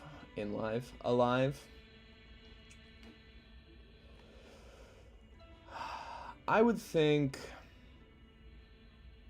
Oh wow, this is the most thorough documentation. I don't know why I wasn't given a link to this with the download, but I'm glad I have it now. This will make playing this game in the future a little easier. Who's the priority going forward? Renia's team's really random. What's the best answer into Mega Victory Bell? Weirdly enough, like, I don't know, Quaiton defensively, but then, like, offensively, none of these are really particularly that viable.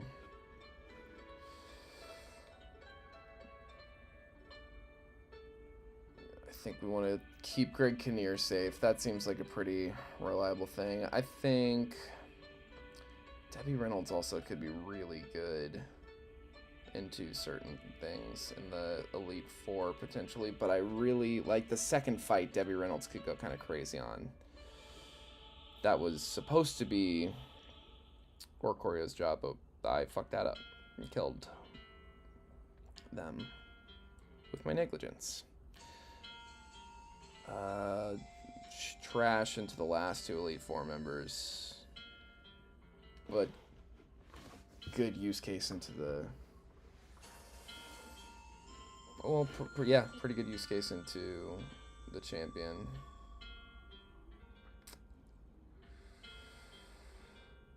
We would be done with this already if the champion had had the other Mega Cyclozar when we fought him.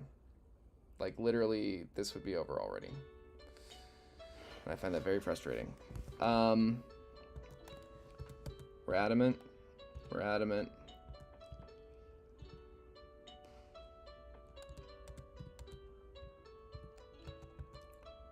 We're adamant and holding life orb.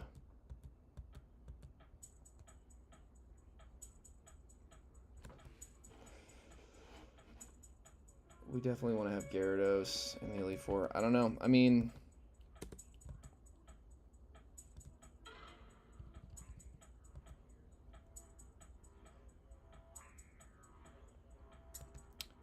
yeah, I think it works. I think it works. All right, here we go.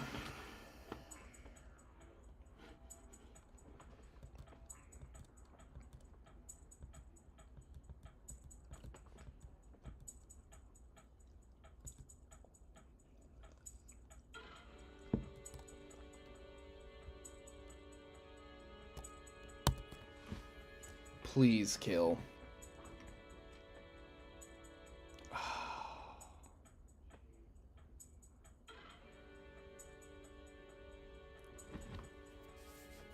Oh my god, that's awful. That is truly, truly like the worst, worst, worst case of scenarios. That was terrible. Fuck, dude. Alright, Uma.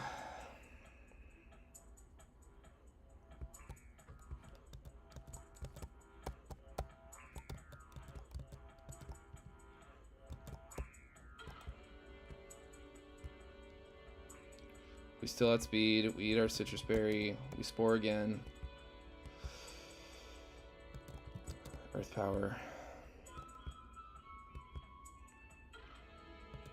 We still outspeed. We spore again. We get our turn of ingrain. And earth power. Okay, that went how we wanted it to go.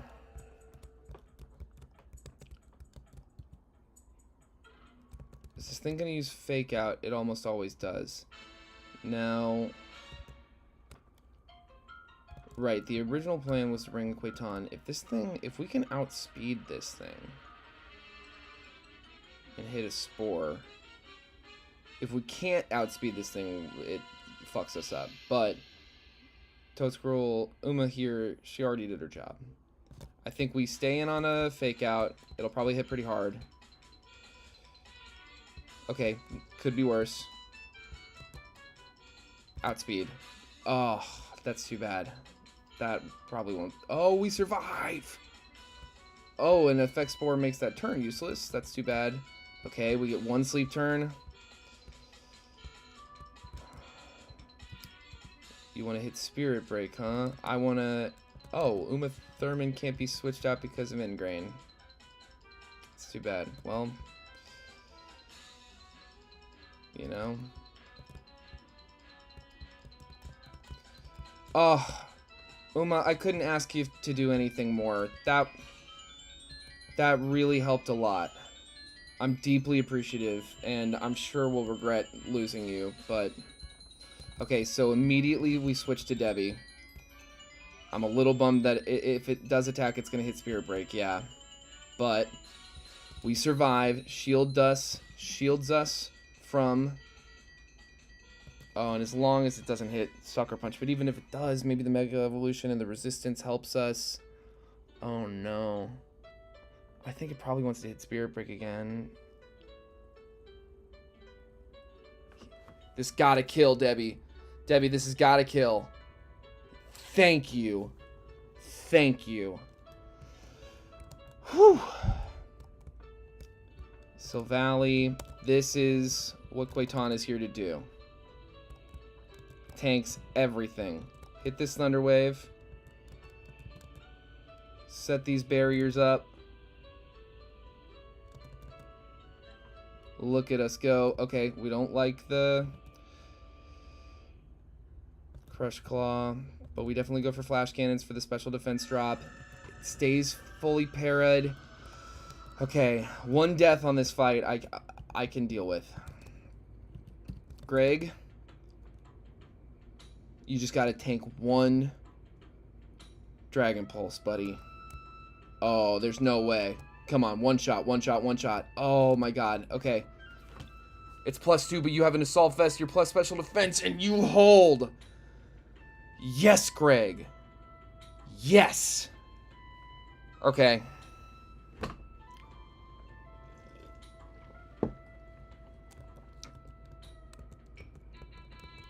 I didn't want to lose any of those Pokemon, but of all of them to lose, it was either Toadscrool or Ribombee for me, and one death. I'm happy. I'm not. I'm as happy as I can be. I'm bummed out. Toadscrool is really useful. Having a fast spore user like that is really something, but I didn't realize we weren't going to be able to switch out. I didn't realize that's what Ingrain did.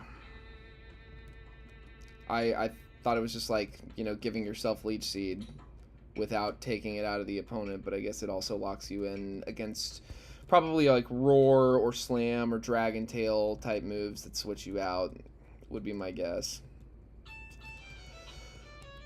That would be the advantage. Okay. Now we'll commit Toadscrool to the hollowed halls of Stovacor. Uma Thurman will join Tom Cruise. Fuck. And a bunch of other really, really, really good Pokemon. I have more Pokemon in Stovacor than I don't. Is that true? 9 plus 5 is 14, and that is... Yep, I've got more dead Pokemon than living Pokemon. Really, really, truly rough. That's what you call box bleed. Tropius, go ahead and get in here for me. My fly-in friend. Let's heal up and level cap. That's weird. You can just walk on that house. Okay, cool.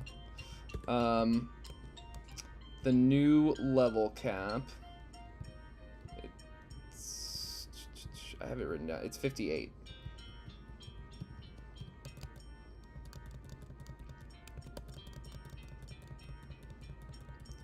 And this is not a game that I'm trying to make any more challenging than it is. I just want to level cap our Pokemon as soon as possible. And if that overlevels us to trainer battles or whatever, Magnet Rise, you're slow. And if we have like a specific fight that Magnet Rise seems to be the call for, we can always go get it back from the move tutor. Oh, goodness gracious.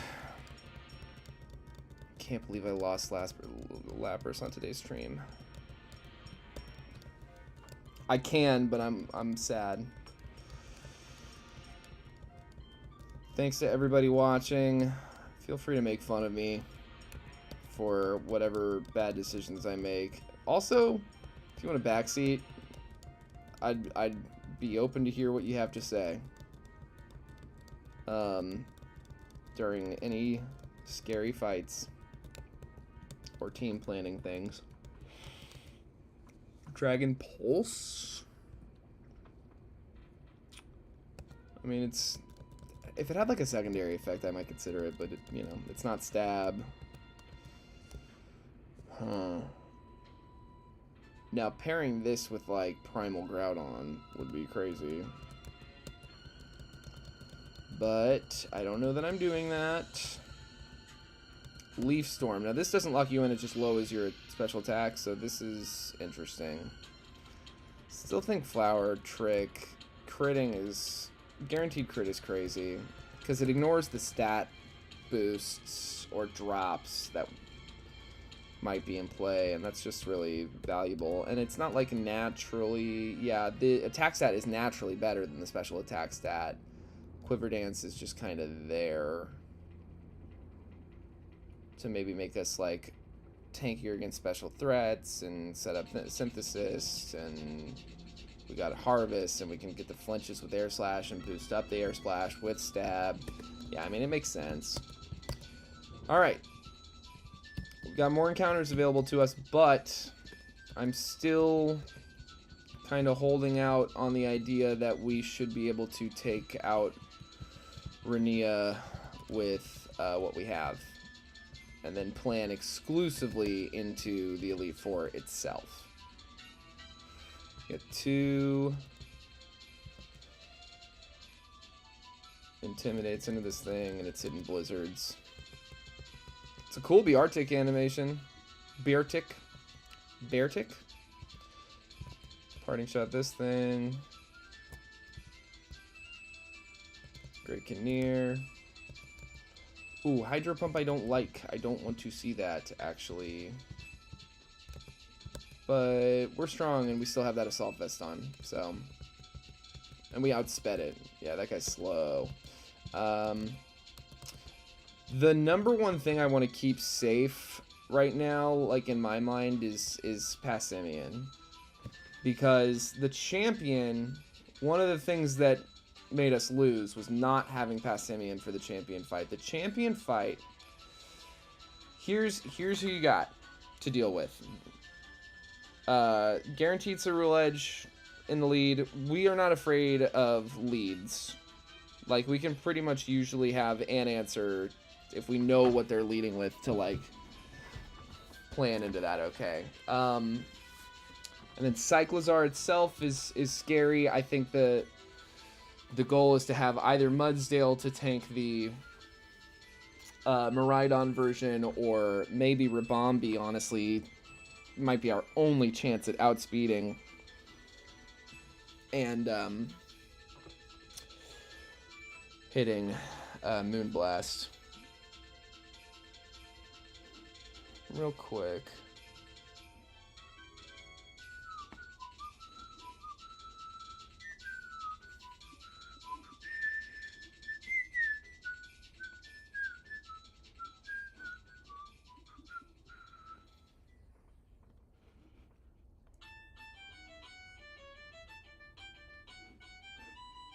Yeah, 58. One thing that I've also thought about this Elite Four is that with the portable PC cheat, I can literally access my box in the Elite Four.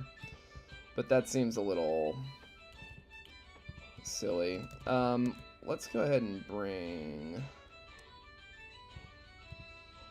kind of want to, like, leave some of the more important Pokemon boxed. Passimian is... you make him scrappy... and then it can hit Aegislash for super effective damage, and it can only be hit by Aegislash by Iron Head. But we outspeed, and I don't know. And I think if we hit King's Shield, it might activate. No, we don't have to fight and Scrappy. We can only have one or the other. But it's good into Obstagoon, Spiritomb, Aegislash, Scrafty, Tyrantrum. Like, it's good into everything except for Golisopod and Alolan Muck, which we can come up with other answers for. So Passimian I really want to try to keep safe for the champion fight, if we can keep him out of harm's way. We're going to the Renia fight. So Renia leads either Floatzel or Ninetales, which is annoying. But we're not there yet. We got to get through all these trainers. That's the rest of the stream is just going to be getting through this route, clearing out all these trainers, and making our way. I also think I want to go ahead and Citrus Berry everyone.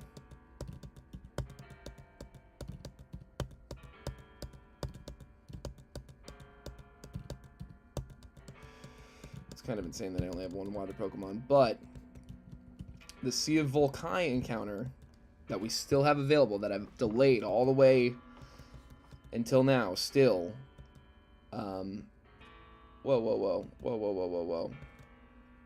I took the Mega Stone off? I didn't remember doing that.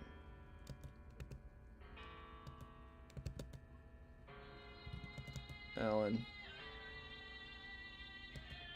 That's less than ideal. This thing's going to want to punch us, probably. Yvette. That's perfect. And then, yeah. Oh, just don't hit yourself. Thank you. I appreciate you, Yvette. My goat.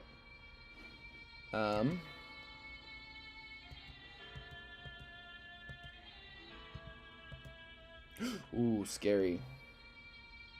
Oh, and I forgot we were confused, too. Damn.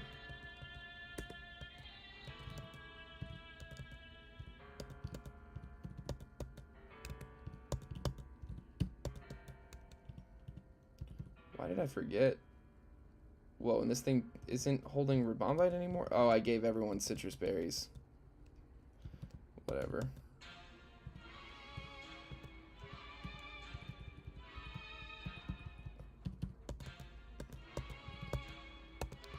Alright, let's keep going. And I want to fight everyone, because if I don't do it now, it might happen when I'm not trying to fight people, and that's scary. So we should outspeed this, especially Mega Evolved. Will U-turn. And Quaiton here. Oh no, you're fast. Guess what? Quad.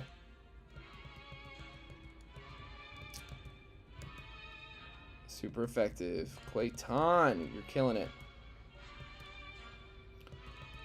That barrier was really handy. I mean, we got crit once, but we only got crit once, and everything else we tanked so well. That really did answer that Silvally really well.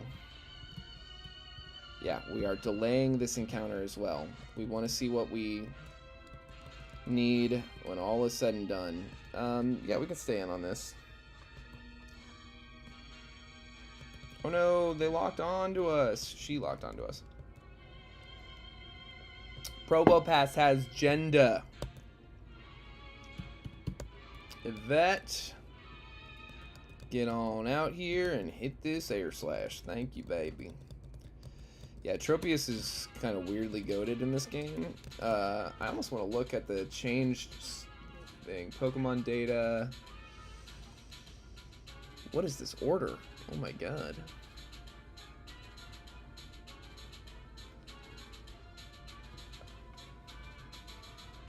What's the key for this? What is this saying? That, like... Oh, are those mega evolving Pokemon? No. Where's Tropius?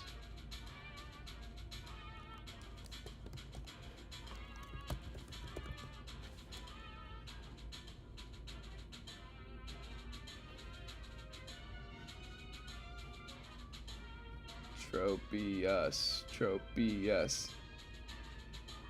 Oh, wow. Yeah, I mean... It's got a base stat total of 515 now. It's 55 points more. It's got 25 more attack, 21 more special attack. It's a little slower. It's got a little more HP and a little more defense. Interesting. Well, let's keep going. Lyron, A.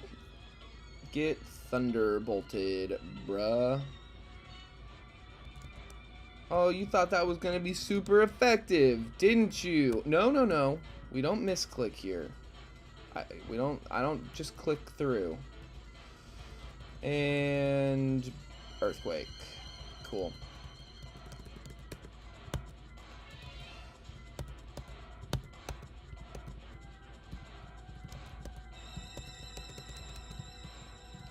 Okay, that guy doesn't fight you. This guy does. Sailor A. Get Dragon Pulsed? 55 is maybe the most base stat total they added to just about anything.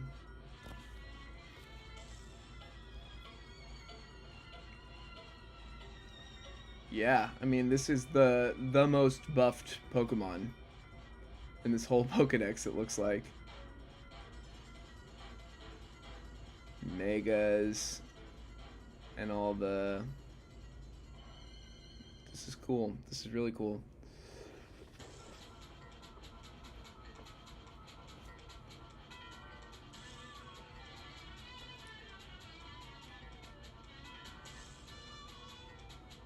Yeah.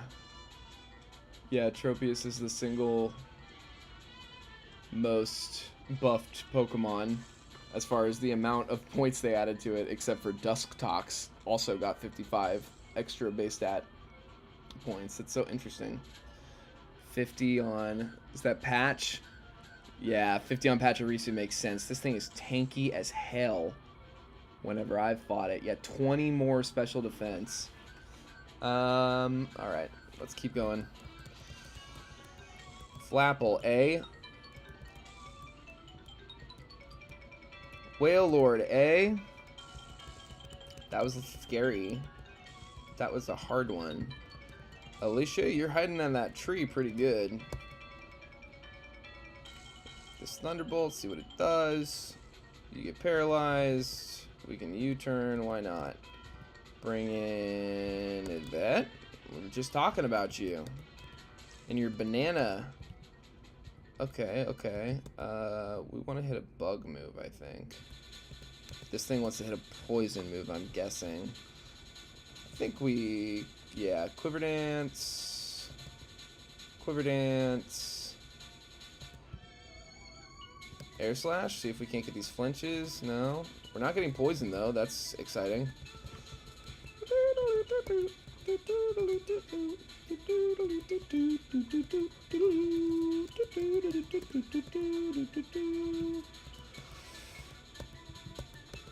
the citrus berry back on, or else the ability is actually useless. Nice, and we got... Okay, so we got through this route. That's Pollen Road. Nurse heals us up. And this is the Devosi Straits. We're intimidated. Oh no, whatever will we do? We'll shut down Hypnosis with Electric Terrain and kill with 2 Thunderbolts. Great job, Patricia. Great job. And then I'll U-turn on this thing. Bring in Debbie. Ooh, tanks the hell out of a low sweep and moon blasts away. Good stuff.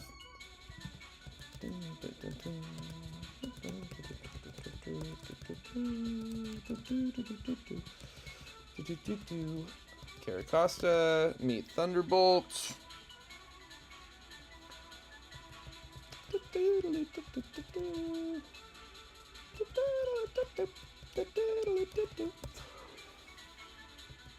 Oh, great job, Patricia. Alright. That's my goat. Fight yellow guy. Oh, a bird Pokemon team? Whatever will we do?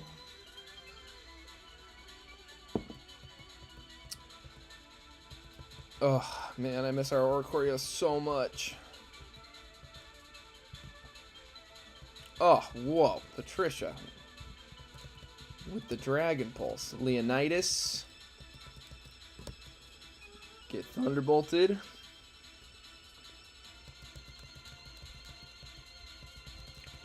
Do it again. Great stuff. Let's go ahead and Lepa. Thunderbolt. Fight this person. Hit this U-turn.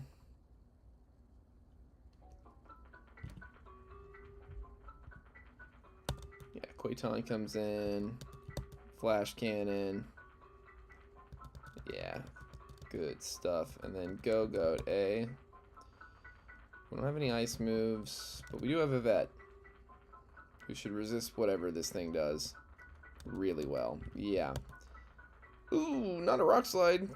Get off the Quiver Dance? Ugh, that is rough. Okay.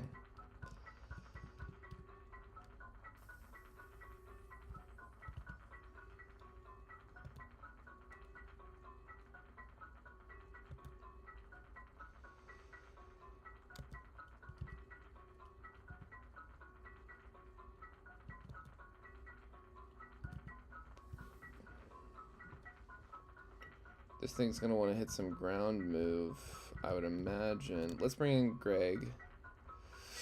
Wow, scary as hell.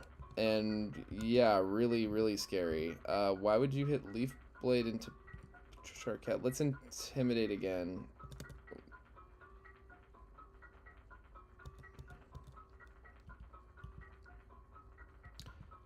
It might be faster. Yeah.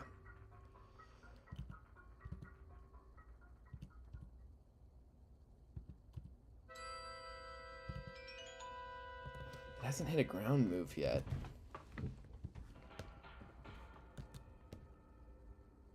Okay, maybe this thing doesn't have any ground moves. But it's got an Intimidate and we've got a barrier up, so even if it does suddenly decide to hit Earthquake, we should be able to survive it. Okay, cool. Because that's happened to us before where, like, a Pokemon doesn't use a ground move for... Or some, you know, super effective move for however long, and then all of a sudden, like, Swanna. I like Swanna. Okay. One last guy here, I think. Boltoon's a weirdly late encounter, and Yamper's a weirdly, like, low encounter rate encounter. I don't know what the thinking is there. Alan Alda, Trick Room, eh? What about Darkest Lariat? How about that? Oranguru. Parting Shot. Bring in Greg. Ooh, I don't think we want... There's no way it survives a superpower. What am I talking about? was like, what if we get countered? It's quad, and we have, like, an ungodly attack stat. And we're way over leveled. That's one of those things I need to make sure I'm not overthinking certain things. Especially in Trick Room, there was, like, no reason never to hit that. Last guy before Renia, I believe. We can stay in.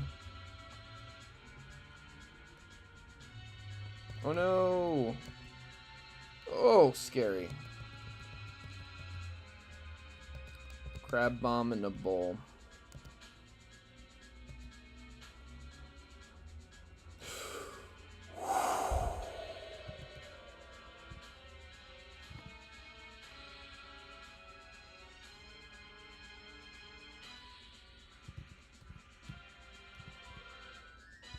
Okay, this is really pretty scary.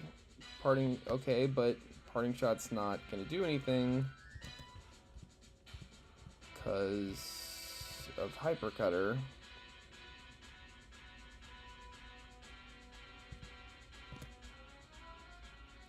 Iron defense, great. We need to hope it hits iron defense again or something. Okay. Debbie, I am absolutely begging you to one-shot this Moonblast. Thank you. Good God. Okay, let's go heal. We are at the last fight of today's stream, which means it's more planning time. This one's going to be hard. She's got a balanced team.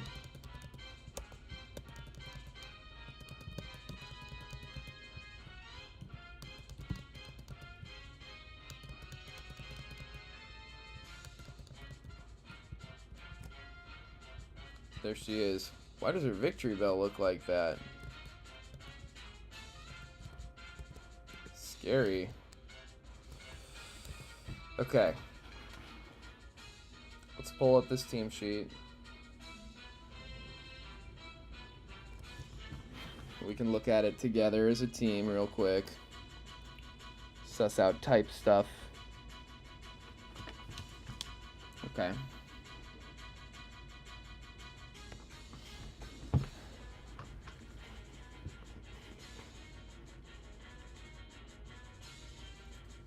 Here it is.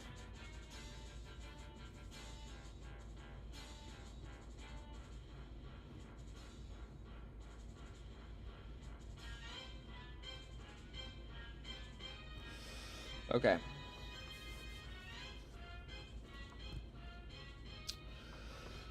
So we've got either water or fire.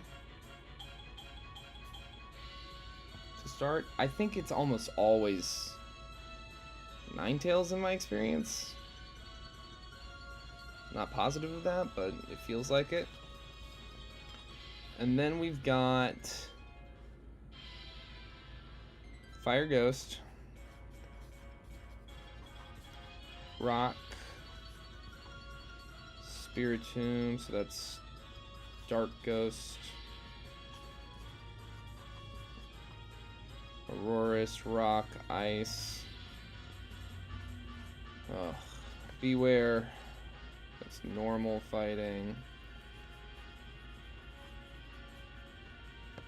Vikavolt. Vikavolt is not free in this game at all.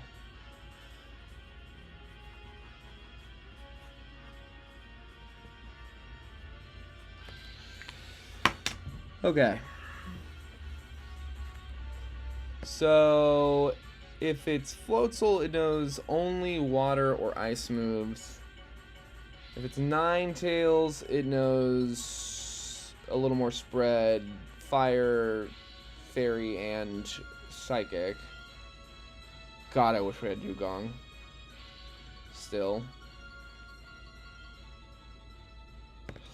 One thing I'm seeing is that Passimian would absolutely handle Rampardos if it was Scrappy, Spiritomb, Aurorus, probably Beware as well. Beware's a little scarier because it's more bulky, but if we kind of set it up chipped it a little bit, a close combat would definitely take the rest of it. Vikavoult's a little scary. Let's just think about our lead, right? So something that could come in and maybe kind of tank all sorts of stuff. Fairy Fire is weirdly good coverage.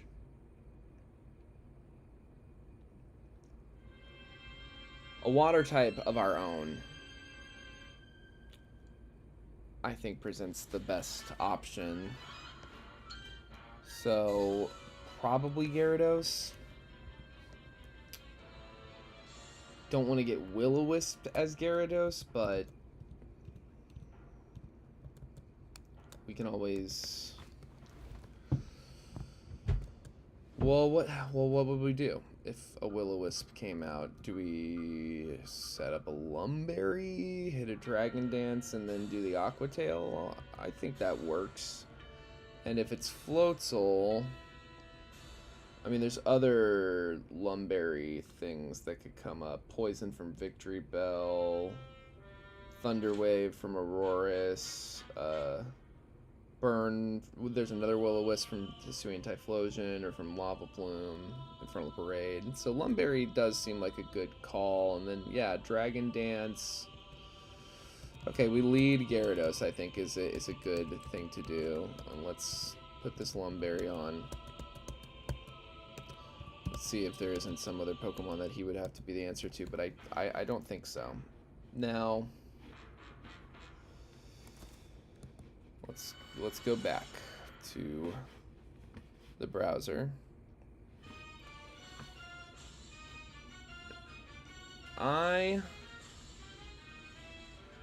It's either Floatzel or Ninetales. In either event, I mean, Floatzel can't really do anything to us. Ice Fang will hit neutral. It could flinch. It could Frostbite, in which case Lumberry. But I think we'll probably outspeed it. Because we're 58, it'll be at 56. So.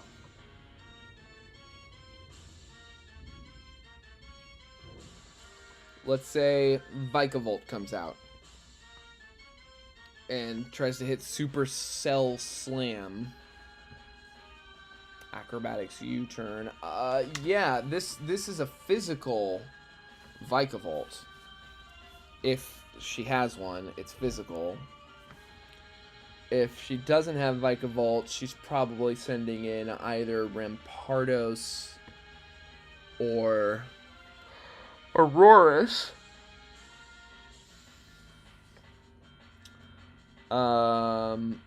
Head Smash, Submissions, and Headbutt. God damn, I wish we had Aegislash.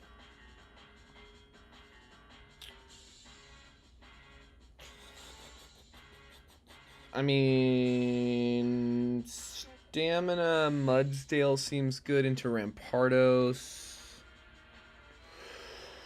Aurorus, I feel like it comes in, once it Freeze Dry if it comes in, because that would hit for 4 times super effective between the water and the flying.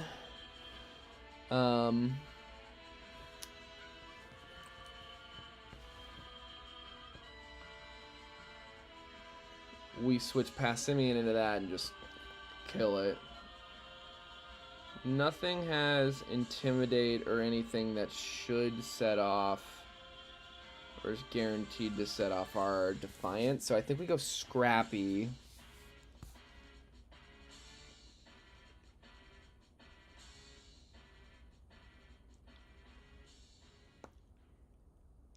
Hisuian Typhlosion.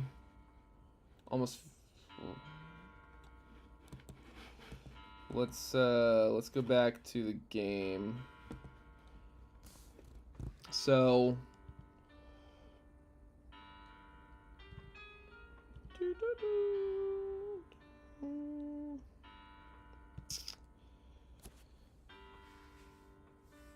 I think knockoff's not fun to tank, but I do think Eviolite, Ewan McGregor is This is what we brought for Mega Victory Bell last time, and it worked. So I'm gonna put that in the bag for now. I think Hugh Grant is a bringer. What does Quaiton do best in this fight? I mean, I think Scrappy Hugh Grant kills Spiritomb, outspeeds and kills Rampardos if we can get it in safe, kills Aurorus. I mean, so it handles three things really, really well. The Shuian Typhlosion is a little scary. Between Will-O-Wisp and just these very strong moves. But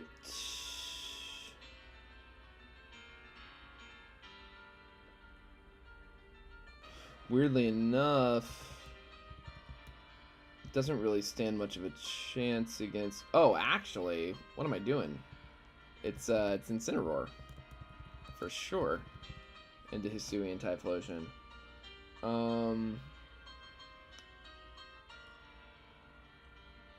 I do think Quaiton is probably a good thing to have. I think it's the best answer into Aurorus if we're not in a good position to get past Simeon in, and it's also a decent answer into Rampardos.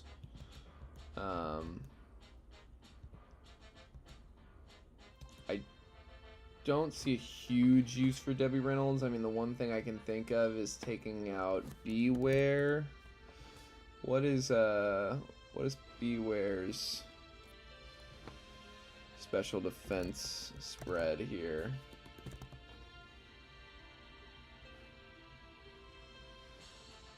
Beware.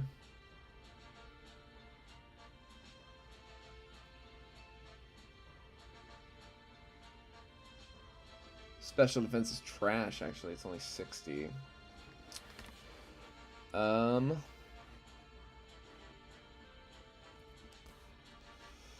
Arm Thrash would be really tough to come in on. That's just it. Is the Rabombi can't switch in on anything, basically. The only thing I can think that could possibly work is if we were able to get lucky enough to switch it in onto a Spiritomb and then stay in on the Beware, but that just doesn't seem likely. I think it's just well enough that we keep it safe. I honestly think this might be the team. So this, we can kind of do our best to handle the lead. With the Lumberry, we get off one Dragon Dance if it's Ninetales. If it's Floatzel, I think we can get off kind of like several Dragon Dances, maybe, or it might just do Flip Turn. We get off one Dragon Dance. It brings in Vikavolt. Hello? Hold on a sec. Oh.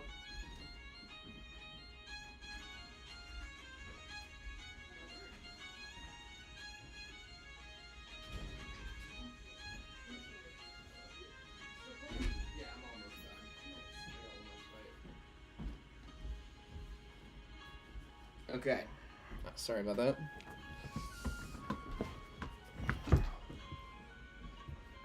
Okay, this is actually kind of like...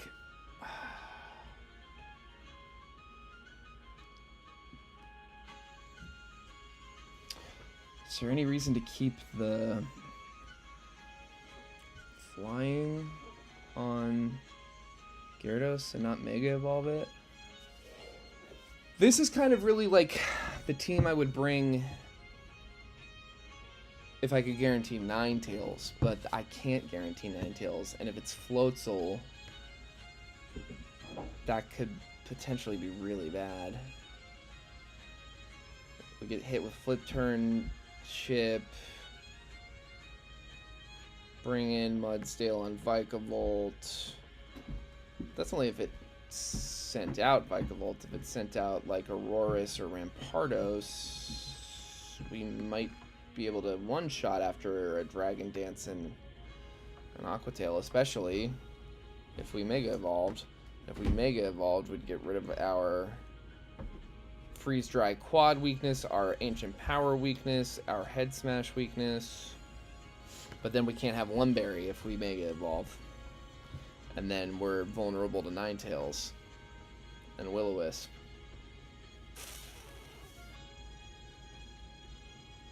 It's hard to say.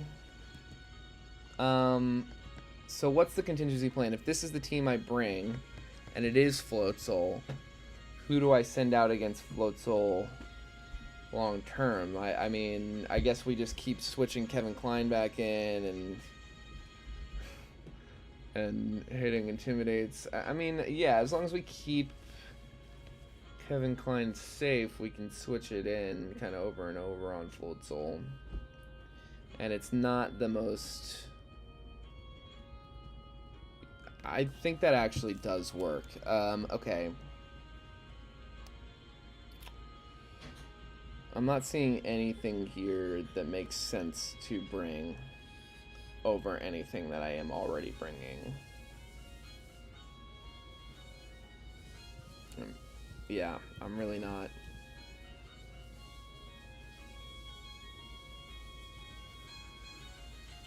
This could be good for Beware. And in fact, this could be the thing that keeps Passimian safe. And it would have the same... Why is that nature? What is that? Oh my god. Let's at least look at this. Let's see. Let's do a side-by-side kind of thing. You've got Unburden now. Limber could be really good, actually, against Aurorus. Mold Breaker. Let's go Limber for now. I don't think this is not a fast team. Especially the Pokemon you'd be playing against is not a fast team. So Unburden is not the best call. Let's go Adamant. And... level both these suckers up to 58. Skydrop. No. It's a weird one. Reverse Fly that's weaker. I don't know.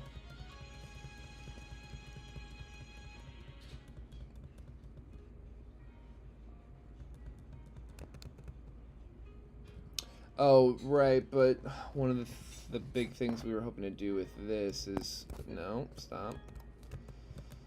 Let's just look at the stats. I imagine I already know what's going on. Okay, defensive stats are exclusively better on Passimian. HP is exclusively better. Attack is better. It's a little slower, which we don't need the extra speed for this fight. So definitely... I don't think that's the play. So we keep Susan Sarandon back. And then we don't have a Mega Evolution on our team, and that feels a little strange. Is there kind of like a better answer into Victory Bell that I'm not seeing? I mean, I certainly think that having, like, we got our 2 Intimidate users, and so we should be able to, like, cycle through on it if we need to, and then... But hopefully we just throw Ian McGregor out there and he does his thing.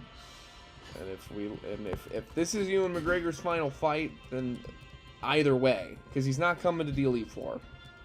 You know what it like? In no reality do I bring Male Salandit to the Elite Four. So this is his last fight, regardless. We got the Lumberry. Yep. Nothing on Passimian. I think that's silly. Does the Salt Fest make sense?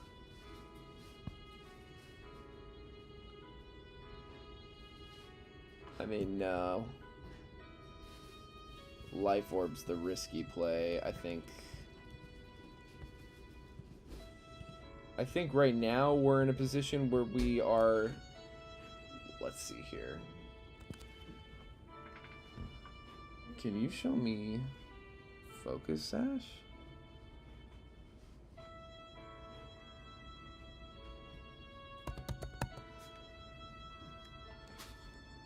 Where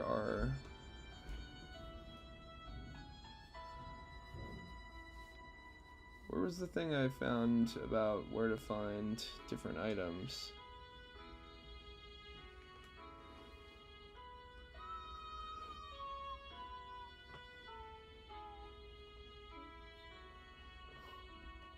Wow, this is actually really good documentation. I was talking all this shit, and I just didn't have it. I don't know why I didn't have it, but I just didn't have it. Locations.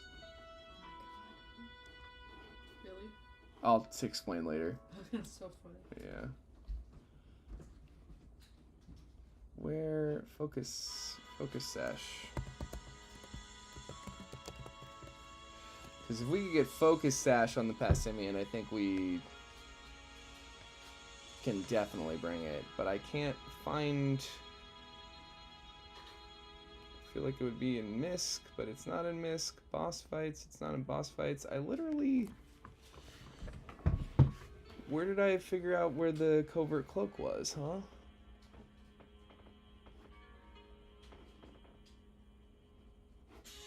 It was definitely in this. Level caps.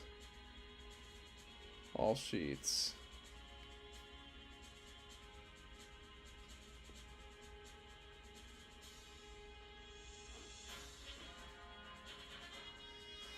Doo-doo-doo, doo-doo-doo, doo-doo-doo. Locations. Focus. These are Pokemon locations, I guess. No. It's not.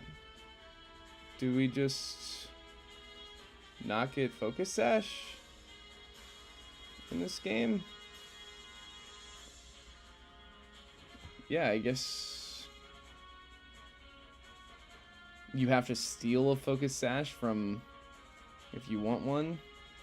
That's kind of what it's looking like. That's so strange. Diddle-diddle-doo. Diddle-diddle-doo.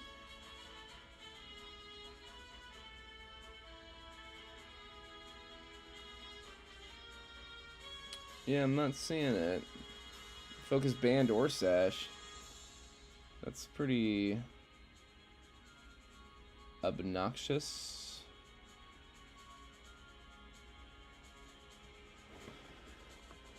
Oh, man.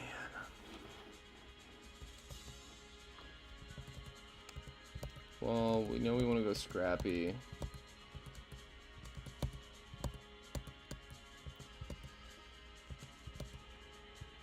What is the best? Maybe Covert Cloak on Passimian? Does that make any sense at all? I don't know that it does.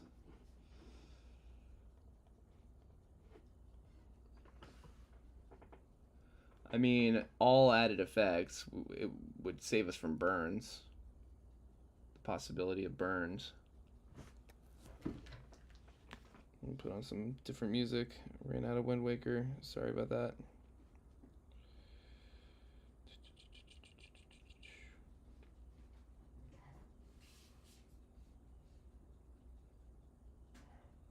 Thought this was going to be a shorter stream.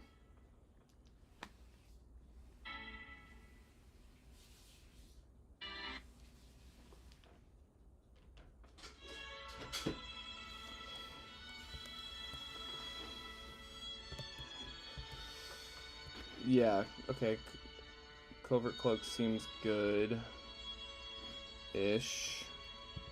Assault Vest could also be good, but the thing I'm the most afraid of on Passimian is the Beware.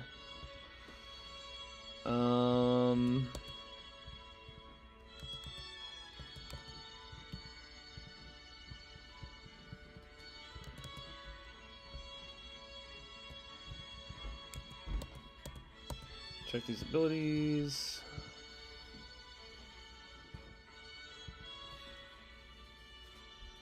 Boom, boom, boom, boom, boom, boom, boom, boom.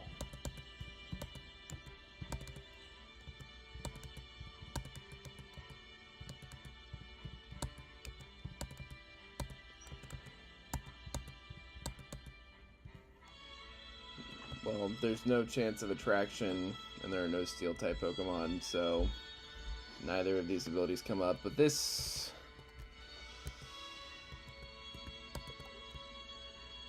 Oh, that's a really important team of Pokemon.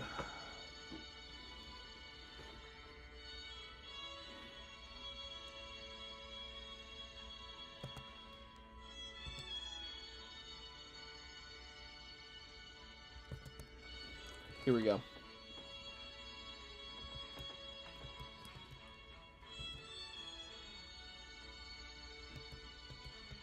I really don't know if I looked over movesets enough or anything. Oh, that's exactly what we didn't want to see. Okay, well, we intimidated. Okay, that's great.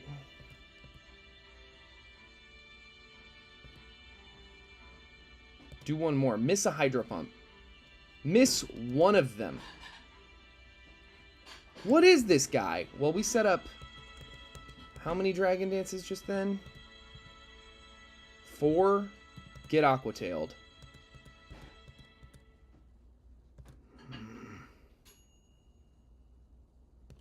Four. How much does 4 attack boosts add to a Pokemon's attack?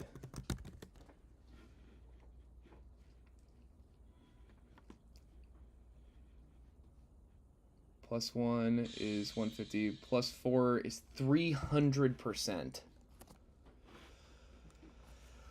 Vikavolt.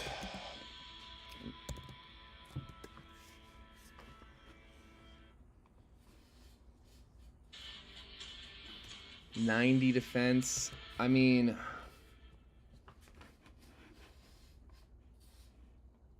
$77 HP. Has that been changed? Pokemon data.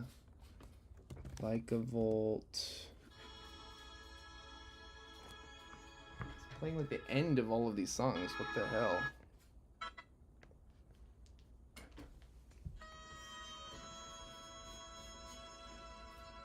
Vikavolt. Unchanged.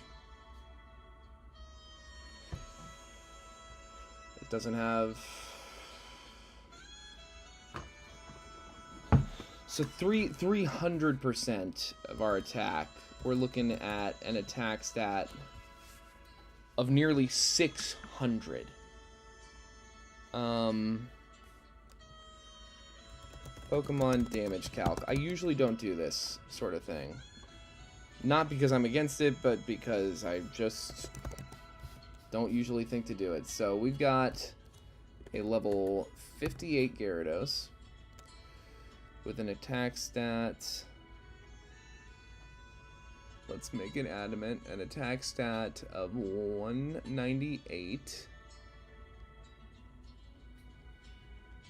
at +4. That's the important thing. Now, Vikavolt, blank set. What level are we looking at? Is level 56. And let's give it max defense EVs.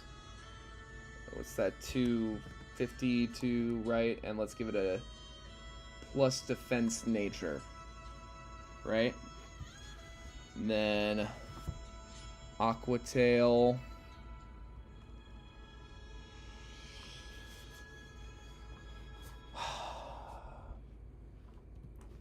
No one has Intimidate. Levitate, Fluff Leaf, Refrigerate, Pressure, Mold Breaker, Blaze, Flash Fire, Swift Swim. We have only been hit by Hydro Pumps. Our attack is at +4. We came in here fully healed. We had full PP. We hit Crunch on the Weasel. We hit... Man, that is really annoying. Okay, I'm just going to switch to...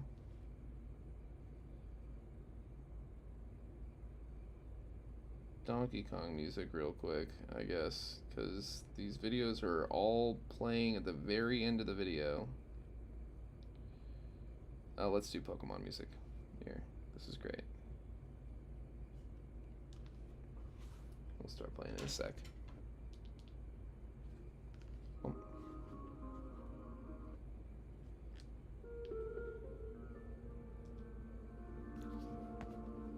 This is... Here's the Donkey Kong.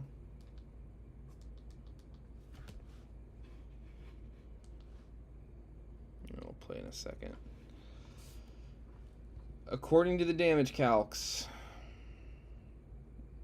we should always outspeed and kill at +4 with an Aqua Tail.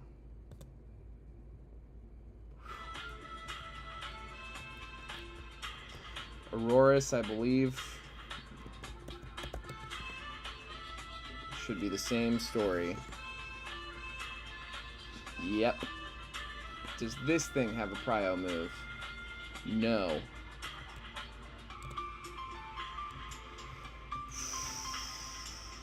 Beware. This one's a little scarier. Beware. 56. Give it a plus defense nature. Yeah, the ability Fluffy as well.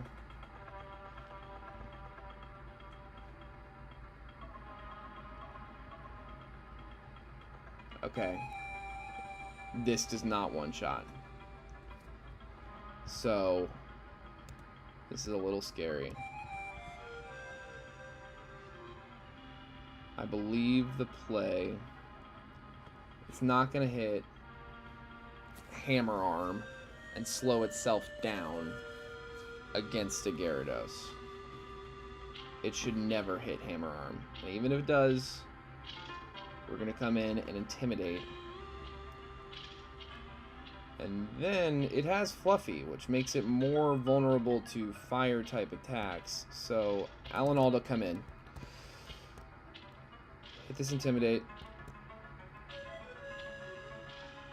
Thrash. Okay. Not my favorite thing to see, but not that bad. It's locked into Thrash. If it crits, it kills us, for sure, but... Ensign. Aurora. Blank set. Let's check our guy out here. What the hell are you doing? Stop. Thank you. We're level 58. We just need to know the attack stat. 162. Man. Not great.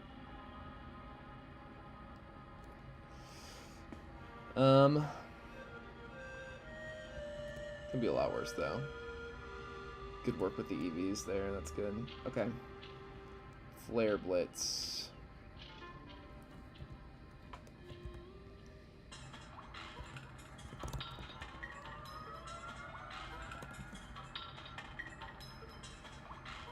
And we should, yeah, almost certainly be faster than this. I mean, unless it has a plus speed nature. Do I have natures? I don't have natures. I don't even know that a plus speed nature would do it. It might. Okay, if it has a plus speed nature, then yeah, it's faster than us. Flare Blitz does not one-shot. So it's hitting Thrash. Quaiton, get in here. It's confused. Hit this Thunder Wave.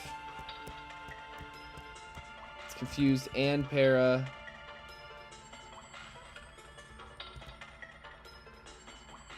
Yes.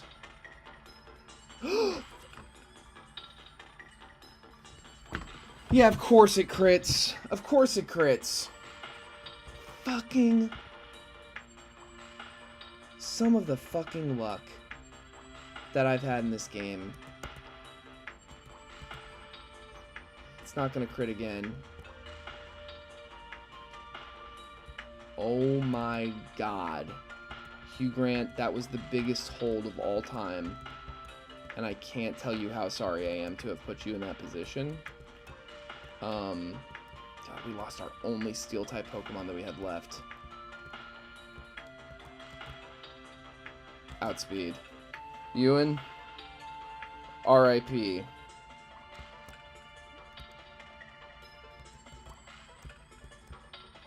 Oh, Ewan, that would have been huge. But I still respect and appreciate what you did for us. Alan Alda. That'll do it.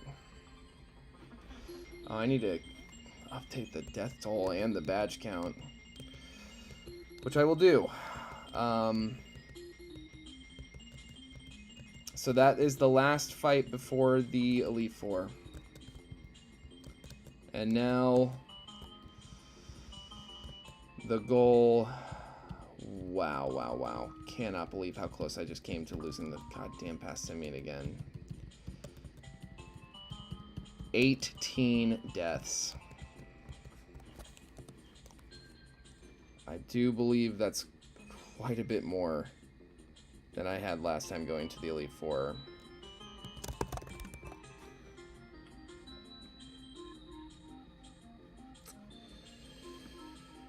My God.